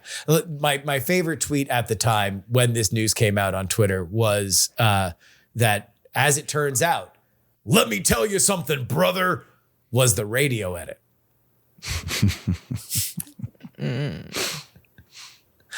But yeah, so a complicated legacy, somebody that very much, there's a million other different stories that involve the world of professional wrestling that would bore everybody else to tears. But a colorful life lived, and now ended for Hulk. Hey, I got a question for y'all. Yeah. So some people a lot of people are nostalgic for the 50s. There's an increasing cohort of people that are nostalgic for the 80s and the 90s. The 90s actually makes more sense to me because it's the limerence period where we kind of have modern technology, but it's not ubiquitous yet. Like we have the internet and we have cell phones, but we don't have smartphones, and we don't have like Wi-Fi on your. You can just call, but you're not inundated with it. So I get the nostalgia for that. How do you think? Let's see here, 30 to 40 years from now, people are going to view the decade that we're in. Is it something that they're going to be nostalgic for, or is it going to be, thank God we're out of that? I think nostalgia marches on, whether or not it's a good or bad time. Everybody likes to remember their childhood. They're the center of the story. I agree with you. I think everybody, this is one of my big things on the 50s. When I talk to members of my family, and they're like, in the 50s, we weren't worried about, getting snatched up by child molesters or whatever. And I'm like, right, because you were 6. That shouldn't have been front and center in your mind. Like, I wasn't worried about interest rates in 1984. That wasn't a thing. So if you had a good childhood, I think you're nostalgic for the decade that you were in, regardless of what was going on in the political economy or socioeconomically. I think that's just kind of, like people, if you had a nice childhood, you miss your childhood, and you sort of project the joy and the warmth of having your family around you on the whole decade. Well, and it could just be you remember your innocence. So like I kind of mentioned before that AIDS was ignored in the 80s. I was not aware of what AIDS was. I didn't care that it was ignored because I was a child, and all of that was basically hidden from me. So I guess part of what I miss about the 80s and 90s is how much I didn't know, didn't care, and wasn't expected to. It was like, it was the only time it was okay. We certainly heard enough about fucking AIDS in the 90s. Jesus Christ. Like, I don't think that people really understand how much AIDS discourse existed, especially in the early 90s, where I think there was a gigantic focus on it, which was always something that was odd to me as I got older, that the message we wound up getting from our parents were like, especially when they were nostalgic for their youth, it was just like, oh yeah, hey guys, used to be awesome. You could just fuck anybody, and we fucked everybody. In fact, we fucked too much. And now if you fuck once, your dick will fall off and you'll die. So good luck with that. Move on into puberty. Yeah, I feel like my generation, we were told you will get AIDS and you will get pregnant. And so now there's a bunch of bitches in their 40s that have never been able to have kids. And they're like, why am I not just instantly pregnant? I was told that's how it works. It was very easy. It was like you would get pregnant immediately. You get AIDS pregnant. AIDS actually aided the pregnancy. It actually greased the skids and made you more pregnant and more AIDS riddled. Yeah. But I think because of that, like, we were old enough in the 1990s to be aware and to be having those conversations, where in the 1980s, when there was bodies piling up, we weren't aware of that. It was just like, we weren't in communities where people were having sex because we were 8, like it wasn't something that would be on our radar, where in the 1990s, it absolutely was. I'll tell you what, your perceptions are shaped by, what age you are at certain times. I think that you go back and look at some of those AIDS protests that were happening in the 80s that were complaining about the FDA, specifically Anthony Fauci, who they viewed as holding back on therapeutic things because he was beholden to pharmaceutical industries or wanted to push something that he had more of a direct stake in. There's a lot. I actually would really like a kind of from the 2025 position full accounting of the AIDS crisis. Like, now that we've been through a gigantic medical thing in our own lifetime, I think we would look at it in a very interesting way, or at least a different way than it was at the time, because at the time AIDS was looked at as an active medical crisis. And one of the things that happens during an active medical crisis is you have a lot of bureaucrats that tell you things that may or may not be true because it's going to better affect what's happening, right? That they're socially engineering a better outcome from their perspective. But sometimes it means you overestimate things. Can we backtrack a little bit? I'm gonna step away from AIDS for a second. You don't want to mire ourselves in this AIDS conversation anymore? If you want to, I'll hang out. It's fine. It's fine. We're done with AIDS. No, it's fine. Like I'm Reagan. Anyway, go on. Curious. You beat me to it. Was it just that the whole nation was more conservative in the 80s, or was Hollywood more conservative? And like, here's what I mean by this. Ghostbusters is a really fun film. Mm-hmm. Who's the bad guy in Ghostbusters? The EPA. Local environmental restrictions of the over bureaucratic city. The guy that does think free enterprise is good, even I would go, wait, what is the EPA trying to stop? Well, these guys have these ray guns, and if they touch, it ends the universe. I would go, the EPA has a pretty good point, actually. Like, maybe that's something that we shouldn't just let Brinkman have on head, but like, they were the bad. It's hard for me to picture the EPA being the bad guy coming out of Hollywood today, where even Back to the Future. Like, Back to the Future is a wonderful film. It's one of my favorite films. I absolutely love Back to the Future. I don't think it's particularly political, but if we wanted to plumb the depths of it, like, what's happening? They're going back to the 1950s when there were like stronger nuclear families and capitalism's good. And then it's kind of like, but there were problems and we fixed them. Yay, we have a black mayor. Like, it's very like, yay, America, 1950s. So I feel like there was just a different vibe going. Also, there were all these films that were basically like promotional films for the Navy, like Top Gun. We're just like, it's cool to join the Army. Like, I have a harder time thinking that would be a thing coming out today. So I'm curious as to what was different in Hollywood at that time. This is how I know you're not an NFL fan, because go to any game and you'll see advertisements for our military. Yeah.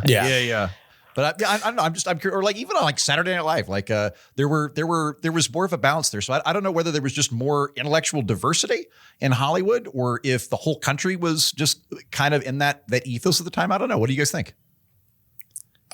I think that there was more of I think what's changed isn't necessarily the makeup of Hollywood, which I think has always been predominantly liberal, or is it necessarily a change in philosophy? It was more of a recognition that Republicans buy shoes too. And so if you're going to make movies that red state or, certain demographics like, then you're going to make, Red Dawn. You're also going to make Red Dawn. 80s? Yeah. I'm trying to, Milius is his last name. I can't remember his first name, but one of the dudes that wrote like all of the super jack dude does rad shit kind of screenplays. There's more room for that where it was action figure, boys, shoot guns, pew pew kind of rad stuff, where now there is more of a philosophy about like, what does it say about us if our studio comes out with blank? Yeah. We're going to get into a lot of this with like the Sydney Sweeney conversation where there's this meta, there's a meta conversation about platforming of like. Or wait, hold on. I got another one. Trading Places. Great film. What happens in Trading Places? There's old inherited wealth, sclerotic money, and it's displaced by social mobility and meritocracy working in a functional capitalist system. Like there's all these. Jen, you would fucking hate the 80s. Well, I mean, when you think about the 80s, our president from 1980 to 1988 was literally a corporate spokesman. And I remember like, even if his policies were hurting people, people loved Ronald Reagan. Or maybe it was just in my family. And the only head of a union to ever be president. Damn it, he beat me to it. Yeah. And so I feel like, there was a pro-corporate, we've already said it, greed is good. The thing about the 1980s where there were no consequences to these policies. And now we're seeing that there were. But back then it was just, I think it was exciting. The idea that you can kind of, do whatever you want. And I don't know about those individual movies because it's funny you bring these up.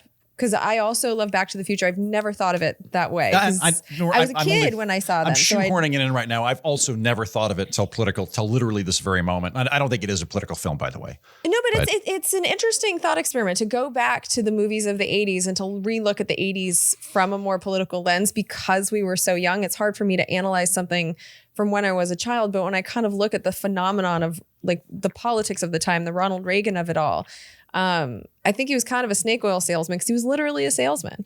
And so, and the head of a union. Yeah. But then he went and broke the unions. So it's like, you think Public that unions. he would give a shit about workers because he's the head of a union and then he gets in power and does the opposite thing. And, I don't think that his legacy is very popular with union men. He back then, but if you talk to union men now about Ronald Reagan, they'll tell you he was a son of a bitch that caused a lot of the problems that we're dealing with in the moment. So I don't think that history is being all that kind to Ronald Reagan, but I remember in the moment how popular he was. Even as a child, I was aware that everybody loved him. The landslide of his second election is just, it speaks for itself. But I think we're kind of hip to their game now. So the pendulum is swinging. I watched RoboCop for the first time about 10 years ago. I did not see it when it came out in the 80s. I had not seen it till I was in my 30s. I was doing it because I hosted a program called... Even though you did a television show where it was shot? Yes, I actually... The brief-lived cult classic Something's Off with Andrew Heaton was literally shot at the studio where RoboCop was shot. So I have that in common with RoboCop. But I hosted a program for a little bit. Actually, it was when I started going to Austin, Texas. I'd fly down from New York to Austin, and I hosted a program called Econ Pop, where we would kind of do what I was just doing, where I'd get a film and I'd look at the economic concepts in it. RoboCop's really fun in that regard because it's all about both corporate overreach and government overreach. I wouldn't call it populist, but it's concerned with like urban decay, which is a very 80s theme, and kind of like corporate government overextension. Yeah. But the first like 10 minutes of the film where they're like, we think we're going to take this island in Detroit and just let it do its own thing. And I'm like, oh, these are the good guys. And then after about 5 minutes, I'm like, oh, no, they're the bad guys. I'll buy that for $1. We're Not Wrong Pod at gmail.com is where you need to go if you want to write into the show. Our Mount Olympus roll call. We were fancying ourselves gods last week. Justin, Lord of Discord and Keeper of the Lulls. Lord Heaton, God of Whimsy and Statistics. And Jen, Goddess of Public Transit. I like it. Yeah, I'm fine with this. I like this. Like a way back, we had some listener write in with like everybody's superpower. And it was like, Jen can speak truth at, 500 decibels. Everyone must bow before the truth. Justin can plumb the depths of people's intentions and see into their heart. And Heaton can tell history. And I was like, what? That's not a superpower. That's like the shitty extra character they put in. It's like, and you have a backpack that can hold twice as much. The other guy's Superman. So I like this one where I'm God of Whimsy and Statistics. Thank you, listener. Remember when people called me a storm goddess and sent Heaton a bunch of AI pictures of me in tight leather outfits with big old cans? Yeah, I was going to make a calendar out of it. I just ran out of time, but I've still got those photos. Amen writes, Justin, keep preaching the truth about predatory and useless diploma farms. All right. He will. A burn, perchance a roast, writes, when I listened to Justin rant about education, he really made me wonder. I wondered how out of 10 billion sperm cells he could have been the most accurate. As far as educated people being social vampires, let's look at what people from different places get back on their federal taxes. The places that are less educated tend to get more back in government services than they paid for. Conversely, places that are more educated get less back than they paid for. For example, every dollar the citizens of New York City pays to the IRS gets about 60 cents in return. But for every dollar the fine people of Kentucky pay the IRS, they get $2 back. The redder the neck, the bigger the government check. If there is only one thing that can be said of trolls, it is that they do not let themselves get confused by facts. One could say that they recoil like vampires recoil from sunlight. Socrates once said that the wisest human uses the fewest words possible. I can only guess what that says about this email, even though I know that there is little chance of this being read or chosen to be shared on the show. It does not matter. I had a fine time creating it without AI, by the way. So, dearest Justin, I cannot insult you because God has already beat me to it. Bless your heart.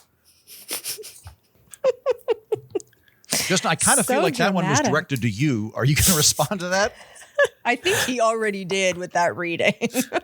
I thought that was accurate to the source material. I didn't actually. Justin, correct me if I'm wrong, but when you said vampires, I did not think you were talking about people that hold college degrees. I thought you were talking about the academic institutions themselves. That it's not that true. People with master's degrees are sucking the blood out of folks. Rather, the institutions are lying about the value of the degree and pumping up the price for it. And that's what you were complaining about. That was my read. My large stated overarching thesis on education is that for varying different reasons, and we can all debate exactly what they are because people get hung up on it, we have continually inflated the cost of a bachelor's degree in America, and yet we have continued to find incentives to push people to get them, which only serves two things: the institutions themselves and the banks that issue the loans that are at times guaranteed by the government, and then politicians that cynically take advantage to people that are in over their skis and essentially have their 20s wiped out because of debt and feel insecure to do the things that they would otherwise do in life. That I think does have a meaningfully downstream effect on my generation. And I hate it. I've hated it since I was in college, and I will continue to speak out about it. I just want to point out that this emailer, I'm going to take a wild guess. Heaton, Jen, this doesn't necessarily seem to me like a Trump voter. Would that be safe to say that this is somebody that probably has more of a liberal I would be willing to bet money this person supported Elizabeth Warren in the primaries. It seems like the kind of person that would scream and yell about, like Jen has pointed out, like the closing of rural hospital. The bigger the government. I just want to say that this is the same kind of person I'm going to assume is very mad that the one big beautiful bill will affect like rural hospitals. I just want to point out, this is what they think about you, Red America. It's the redder the neck, the bigger the government check. That's what they say to each other when they are at their wine and cheese parties. They just think that you're big fat wastes who are languishing on the government tip. Why are you going to make me defend this guy? I'm going to come in a little bit more neutral. I'm just saying. Why are you going to do clear. this? It's like, look, it's awesome. It's awesome when this type of person just goes mask off. It's amazing to me. I mean, you read it with much drama, but there is a point being made here. Exactly. And I know, like, it was mean to you. I don't like it when emailers This is what they think. Hold deplorables. It is trash. True that there are red states that go against government funding and yet benefit more from federal funding than the blue states, who are the ones who are willing to pay more and get less. That's real. And there's hypocrisy there, and there's some resentment there. And I think it's kind of fair, as someone who's lived in a lot of those blue states, that I'm willing to pay for healthcare for people in other states. But why you got to call me a dick when I do it? You know, I understand the bitterness there. I don't think the guy had to be as mean to Justin, but at least he did it with some pros. So I think that I think you're accurate in saying that blue states pay more in taxes than red states on average. That's true. I think we could get into the nitty gritty of whether they're actually effective, and whether a red state has a reasonable reason for turning down Medicaid matching if they don't think it's going to work, things like that. We can get into that. But it is a true statement to say that, like, at least 10 years ago when I started paying attention to this stuff, New Jersey had the worst return on taxes in the country. This might have changed since then, some times elapsed. But at the time, New Jersey paid the most per person and got the least back in the country. Red states tended to get more, both by virtue of poverty, like in Mississippi and Louisiana, and also by virtue of a lot more military bases being in red states. That tends to be where the majority of the federal funding is going, I believe, or at least a sizable chunk of it. The part that I would point out with this listener, aside from the redneck comment, is it does presuppose that there's a direct correlation between college degrees and there's a causal relationship between college degrees and affluence, both in terms of contributing to federal taxation and in general for individual people. It's very easy to confuse correlation with causation, and this could be one of them. My main thing when we're talking about like degrees and things like this is I think something that we started doing really in the 1980s, to go back to that is deeply problematic and has been a really, really big misstep for the United States, is we decided as a culture that if you don't have a college degree, you're kind of an idiot and you're kind of a loser. And we didn't come up with a contingency system for people that don't have college degrees.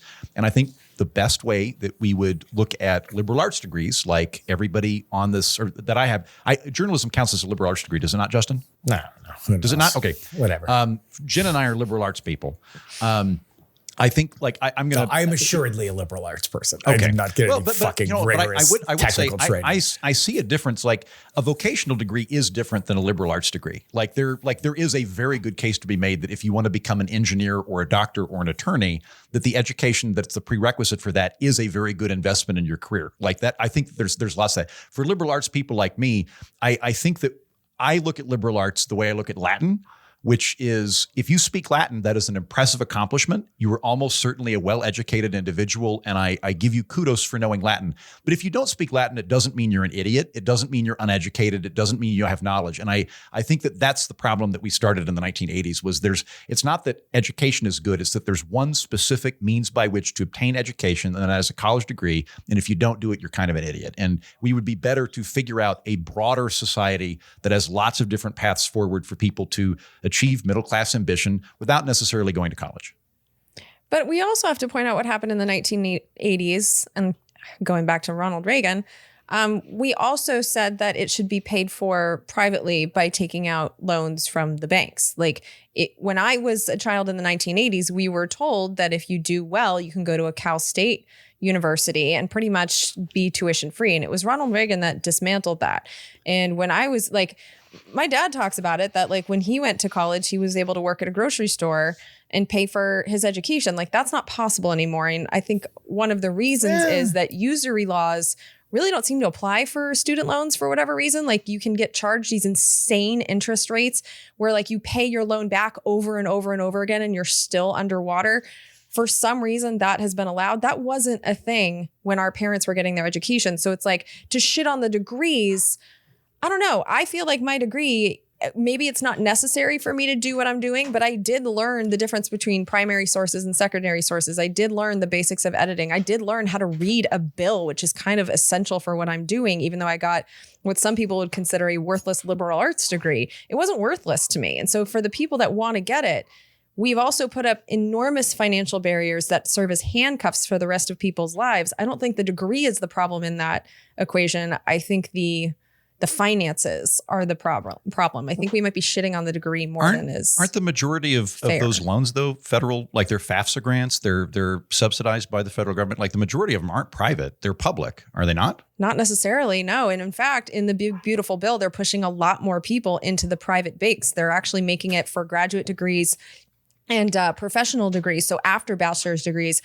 you're not going to be eligible to get a lot of these federal loans anymore. So they're pushing more people into the private system. That is the Republicans' plan here. If you want to get a fucking third master's degree. Or your first master's degree. I mean, there is a role for they're not all scams, you guys. Like, this is kind of a weird hill that we're Can dying we on. get back to the clear thing here is that this listener believes that everybody in a red state is an ungrateful welfare queen and that they should pull themselves up by their bootstraps. That's just what I want to make clear. They said you're a troll. That's what this emailer said very clearly. Look, the redder the neck, the bigger the government check. I can see it right here. New Hedonism writes, fireside sale. Update the website. There's a website of hedonisms. Make sure that's on there. Someone also said first past the polls was another hedonism that came out last week. So we got two of them. Oh, is it first past the poll? What am I messing up with there? Post. Thank you very much. See here, listeners, here's the problem. My mind is so fast. I don't have time to check all of the verbiage that I'm saying. I'm too focused on the great ideas than I am in the direct wordplay application thereof. It's probably because you grew up in a red state, which is probably makes you a welfare queen, too overstuffed your brain with government cheese that you can't think good like the blue staters. That's a good point. It's a really good point. Yeah. I worked on a ranch. Well, absolutely. They raise money by licking toes. That's true. Yeah, that's true. That's how backwards and impoverished we are, for sure. High school dropout writes, it's sometimes hard for me to feel bad for people who took out more student loans than they could ever pay back, since a lot of those people have told me that I was throwing my life away by not doing the same. It's always fascinating to me that people are always so fuck the system and then get a bunch of loans and go to a college and said that they were misled while doing it. Makes me have to hold back asking, do you always believe what people tell you? I mean, I just want to reiterate, like, yes, that is shitty. It's a real thing that there are people with college degrees that look down on people that don't have them. I'm not diminishing that. But I think what you need to understand when people say that they were misled, it's not necessarily they were misled about the degree, they were misled about the loans. Because I remember, like, I was the high school class of the year 2000. There wasn't a bunch of people before me that had loans that had to be like forgiven when they were on Social Security. Like, it just wasn't a thing that happened. And so what's happening now is that you're seeing from the past, you're seeing my generation who got fucked by these interest rates and who are in their 40s and 50s and still paying back their student loans, even though they've paid them back a bunch of times. You get to learn from how we were scammed by the loans. We did not have that when we took those loans out. So that's why you see people with bachelor's degrees and the debt saying that they felt scammed. It's not that they felt scammed by the degree, although some people do, but the loans, those are the scams. The interest rate and the inability since the George W. Bush administration to have those forgiven in bankruptcy declarations. So that's the system that feels scammy to a lot of us when you hear that being said. I don't disagree that there's a lot of problems with that. And one of them is not being able to discharge debt through bankruptcy. Yup. You should be able to do that. Absolutely 100%. But I think we're actually skipping to step two. The primary question we should ask is, why is college so much more expensive? That's the relevant question to me. Too. Because it's like when you brought up when your dad was in college, I don't doubt he could probably just do part-time work and it would pay for it. The reason was that the tuition itself was so inexpensive that he didn't even need a loan. The price of college at public universities and at private universities have both gone up. And as a result, there are now loans to fund that. So the relevant question is, why is college so expensive? That's the origin point of the problem. And what do you say to, like, what Why do you think that is? Cultural expectation and a desire from capital to put people into a loan system that they will stay in for a long period of time. But that still doesn't answer why the colleges themselves are because I think they can keep raising the price because there's nearly a bottomless pit. Sorry, that's I cut you off. Pretty much it. Yeah. So there's two proximate reasons that I see, Jen. The first one is that because we have had such a huge push for everybody to go to college, we're cutting the pie into tinier pieces. So in 1950, like 2% of the population had a master's degree and like 10% of the population had a college degree. And there wasn't a sense of status or economic necessity to do that. It was more of that Latin thing that I mentioned earlier. So yeah, if you wanted to go to college and that was your route to actualization or an economic platform, you could do that. And the state could fund it through public schools pretty cheaply because there weren't that many people that were doing it. Now we've had a huge amount of people coming in, which means that we have to dramatically increase the amount of spending. And that's typically done at the state level. And states don't have the coffers to do that. But that's not the real thing. That is a part of it. That's a big part of it. You could argue that states should just spend way, way, way more. But that's not the main thing. The main thing is that colleges compete for students. That's how they get their funding. And so they have continued to come up with more and more things to make themselves a place that you want to go. And that increases the tuition costs. They'll have study abroad programs. They'll have cafeteria, intramural sports, better dormitories, more programs, lots of fun things. It becomes a life experience in every capacity, which is different than like the Sorbonne in France, where you're kind of just paying for tuition. You're not doing with dorms. You're not doing all that stuff. You're just paying for the classes and the teachers. When your dad was going to school, when my parents went to school, that was largely what you were paying for, just the tuition and just the salary of the professors and a small amount of administrators. Now we have way more administrators. We have way more things. And when they do that, they increase the cost, and then Congress comes around and increases the amount of money available to people in loans. And then the colleges go, oh, there's more loan money. We need more things so that we can attract you to our college. So I think that the main cause, there's multiple causes, but the main cause is we're injecting capital into a closed system that results in price inflation. Yeah, that makes sense. And it also, like, if you think of it, where not that many people had bachelor's degrees before our generation. Like, I remember me going to college was required, and it was like that for like most of my friends. But if you look at that, if only 10%, like let's assume that's correct, if there were only 10% of people who had bachelor's degrees before, that really was a way to be upwardly mobile. Like, you could look at that and be like, those people make more money. But when you have 90% of people with bachelor's degrees, all of a sudden they're just like high school degrees, and they're just like naturally devalued because everybody has one.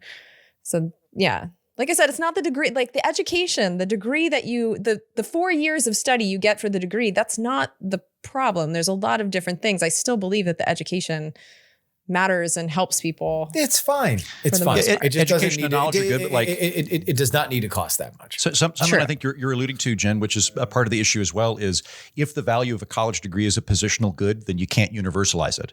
A positional good in economics is something that's valuable because other people don't have it.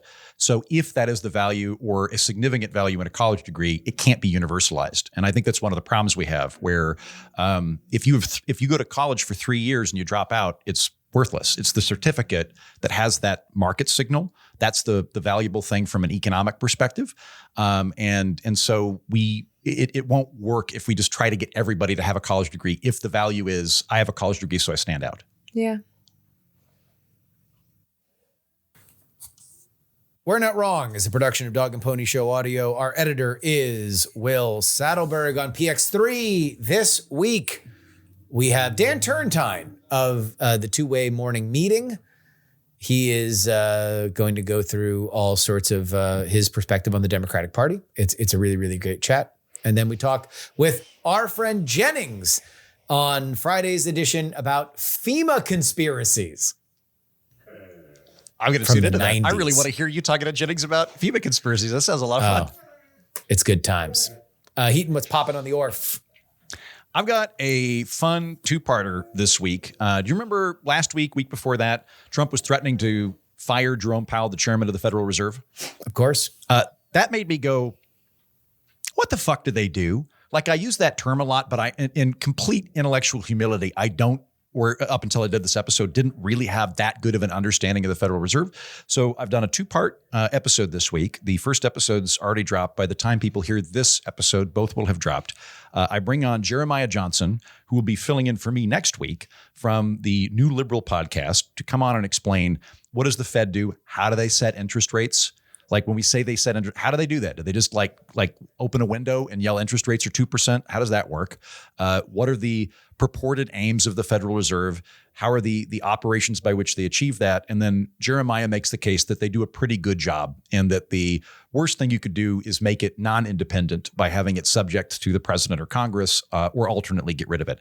Then I bring on Gene Epstein, who's a very good friend of mine and has a extremely hostile perspective of the Federal Reserve. And he makes the case that the Federal Reserve actually does not achieve its dual mandate, that it is a source of instability, and that it devalues currency over time. So if you listen to those episodes on the Political Orphanage this week, you get upgraded to Economics 301 along with me, and you will have a working knowledge of what the Fed is for the rest of your life.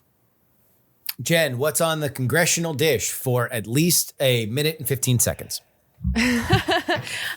We are finally going to get the first of the 2 Big Beautiful Bill episodes. So a few weeks ago, I had looked at the House version, and there were 5 things in there that I was kind of raising the red flags, being like, these are the things I'm most worried about. And so I'm going back over those general categories to let you know the status of them. Basically, like, to let you know, 2 of them were removed, 3 of them survived, and then all kinds of details. So this episode is going to be about those. And then the next episode is when I get into all the money about it. So it's just like the corporate welfare, the corporate punishments, the tax cuts, like all that stuff will be in the next episode. But the first one, finally done with this bitch. It's been a rough month.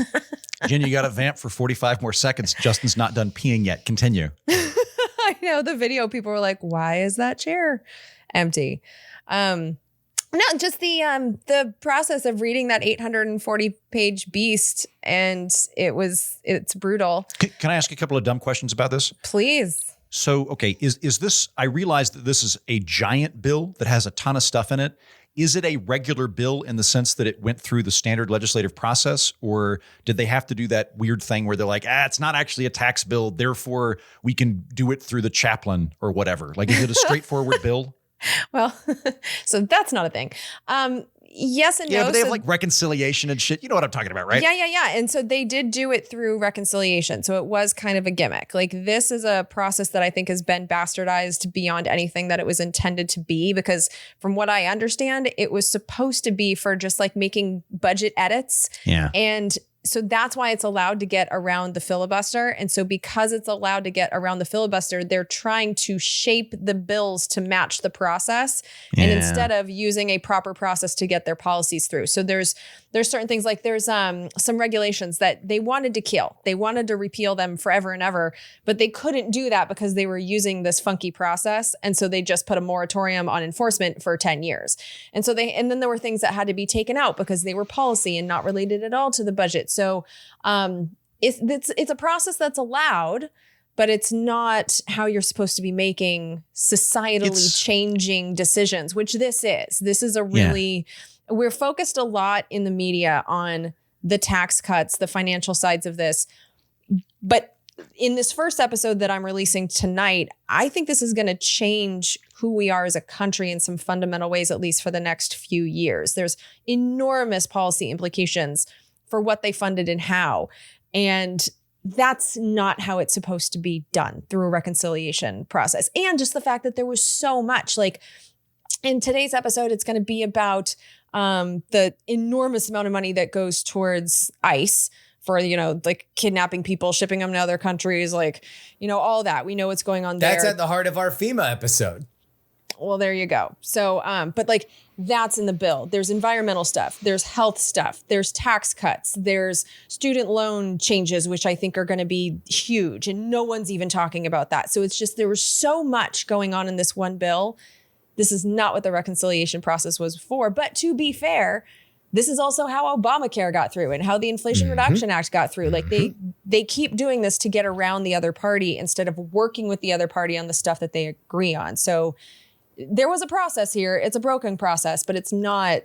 It's one that it's supposed to be done. I think is a pretty poor bill of health for our old republic. That the legislative process now is one gigantic, oh shit, let's throw this all together and then jam it through some weird procedural mechanism. Like it's just like. Well, the reason why this was one thing was because the Republicans didn't feel comfortable trying to break it up into smaller pieces because they needed each confounding piece to get everybody on board because their margins are so small. So it's like, this is the entire legislative agenda for the first term of the Trump administration. Like this was it. The reason why Jen is right, it's so many different things, is because they put it all together. There were supposed to be two bills. The two bills were going to be a border-centric bill and a tax-centric bill, and they put them together. Hence the one big beautiful bill. That's where the nomenclature came from. But that's part of the reason why there's so much, so much space in the air for things like the Epstein story, because theoretically there would be conversation about what the next legislative move is, but they pretty much stuffed it all into this one fucking bill. But here's what kills me about that. The media wants to talk about the legislative moves and like how they're getting stuff done. How about we talk about the 840 pages worth of shit that they just did? Because there were surprises in there for me that the media could be talking about. They could be informing us on the actions that actually happened that are going to change our lives. But instead, they're just, oh, well, it's all over. They did the one bill. Like they focus so much on the process and the politics of it that the governing of it and how it's going to affect us just gets completely lost in the conversation. Like I am, and I don't know why it continues to shock me, but it does. I am once again shocked at how different the bill was compared to the perceptions I had of it going in. In both ways. Like in some ways it's much worse than I thought. In some ways it's better. Like here's an example of how it was kind of better than I thought it was going to be.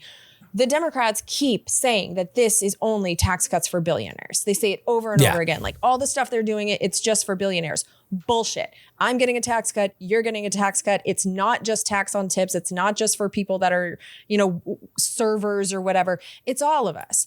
And so it's stuff like that, where it's just like the talking points don't match the law, and they can only get away with this with a media that is so lazy that they don't bother opening the damn thing. And I know it's hard to do. It's taken me 6 weeks or 3 weeks to actually tear it apart. This is tough work, but there is months worth of stories in there if they bothered to open the thing. I think you're kind of looking at two different critiques. Number one, there is a critique that the majority of political coverage tends to be process oriented because that is what people in DC talk about. When you talk to people in Congress, they are talking about these issues in a mechanical way and then a policy way. It's like, all right, this bill's got to pass. So we got to adjust these caps from 45 to 35 and blah, blah, blah, blah, blah. They're not talking about it. I mean, only on the abstract are they talking about it as like, well, this is going to have whatever downstream effects, because there's so much conversation around it. It tends to obscure any kind of moral clarity. That being said, what you brought up as your example is another thing, which is, hey, can there be some level of objective, like fact checking? So if the Democratic talking point is tax cuts for billionaires, closing rural hospitals for tax cuts for billionaires, right? That tends to be the line. Like, for example, what Roy Cooper, who launched his campaign in North Carolina, that was almost verbatim what he is running on in the Senate. Is it incumbent upon the media to say, let's explain the tax cut? Is it incumbent upon the media to push back on that talking point specifically, or push back on a Republican talking point specifically?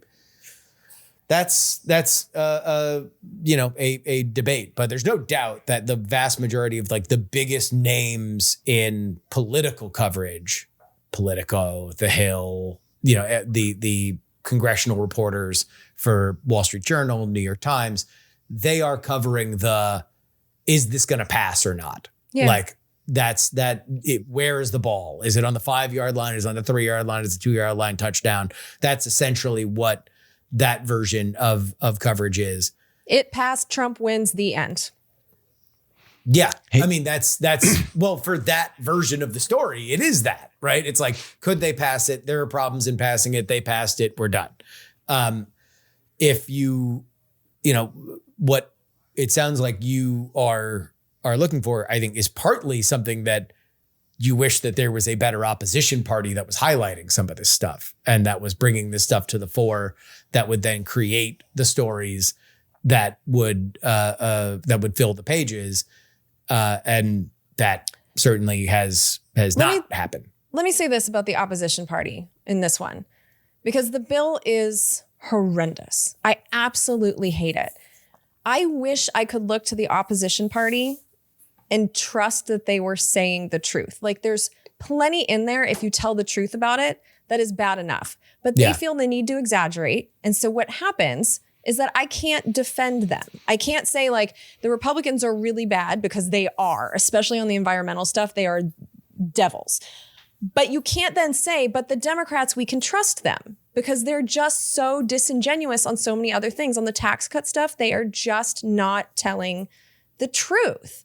And I know the talking point of tax cuts for billionaires, it's so easy. And they think, like, they think so much about, like, messaging, but you're not being the thing that we're looking for, which is someone who's honest. You know, so it's like, you can't look at this opposition party and call them the good guys or say, like, well, this is what they said, we can trust them. You can't. And that's really frustrating to me, because there is so much in here that if they were just honest about it, it's bad enough. You don't have to exaggerate. Yeah. But they keep doing it, and it's, I don't know what to do. That is to the heart of, I think, where you were getting with that example. And to be honest, we're in a shifting media landscape. You're a part of it. And you provide a service for which you are bringing this stuff up. And I think that's an important part of a balanced breakfast when it comes to the media, of which we are.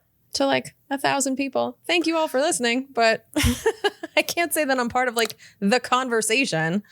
So I don't know. I mean, the big guys, they still are. But again, it's like we can complain about dick size, but this is I do all the time. No, I'm just joking. My media dick is about the size of Trump's, according to the South Park people. Like, I have the teeny tiny one with a happy face. But I'm doing my best, and thank you guys for, helping me stay in this business. Is a quick side note / foreshadowing for an episode that I will be doing in the future. Last week, I hung out in a basement with Joe Manchin and Ken Buck. And there is to back up. So, Justin, you said, like, when they've got really tight margins in the House, they have to, they have to do these big things. It was a really, really interesting conversation with some of these disaffected former members of Congress that want to get another opposition party. And I've had my heart broken many times by third-party movements, but I thought that they actually... Is this you bullshitting, or were you actually No, I'm not bullshitting. Basement? I hung out. Okay. There were other people there too. It wasn't just me and Joe Manchin and Ken Buck in a basement. But Manchin did clap me on the back in a very, very fatherly way on his way out, and I almost got a pic just to send to Jen. Oh my God, dude, you got to get on that boat. You got to get on that boat, dude. Yeah, you're right. I need to start doing it. You need to, because if you get on that boat, literally, you got to give me a call. I'll be there in 2 hours, dude. I will. Like, God, you need a +1, and I need to get the fuck on that Manchin yacht, dude. Well, so I'll be talking to not Manchin, but one of the people that's a part of this group of folks that's trying to get some sort of. I don't want to call labels, or can you say? There's a lot of those people in it, but no, it's a different group. But their strategy is what I found very interesting, Justin, and I'll be curious to talk to you about that when I reveal this conversation on my show here in a couple of weeks, where they're like, it's a dead end to try to create a third party. It's absolutely nonsense to try to run a presidential candidate. So they started looking at the numbers, and they're like, the margins are so tight in the House right now. If we just manage to get like 3 independents into the House, like if we drop them in like a week before the filing deadline occurs, so that the Republicans and Democrats don't see them coming, we find somebody that's very popular, and we're able to get 3 independents in the House to where they're the tiebreaker vote and who's speaker. then we could really fuck some shit up. And I was listening to that, and I'm like, that I think is actually a very good strategy of let's become spoilers in the House by trying to be kingmaker in a tight margin. So I'm curious to see what they do. And that'll be, when I come back in the program, that'll probably be the episode that drops. All right. Well, those sound like good episodes. Thank you for covering for me. We're not wrong. No, we already did that. Anyway, that's it. Bye. For Jen Briney and Andrew Heaton, I'm Justin Robert Young. We're not wrong. Hulk Hogan's use of the N-word is. Wow. Strong closer, Justin.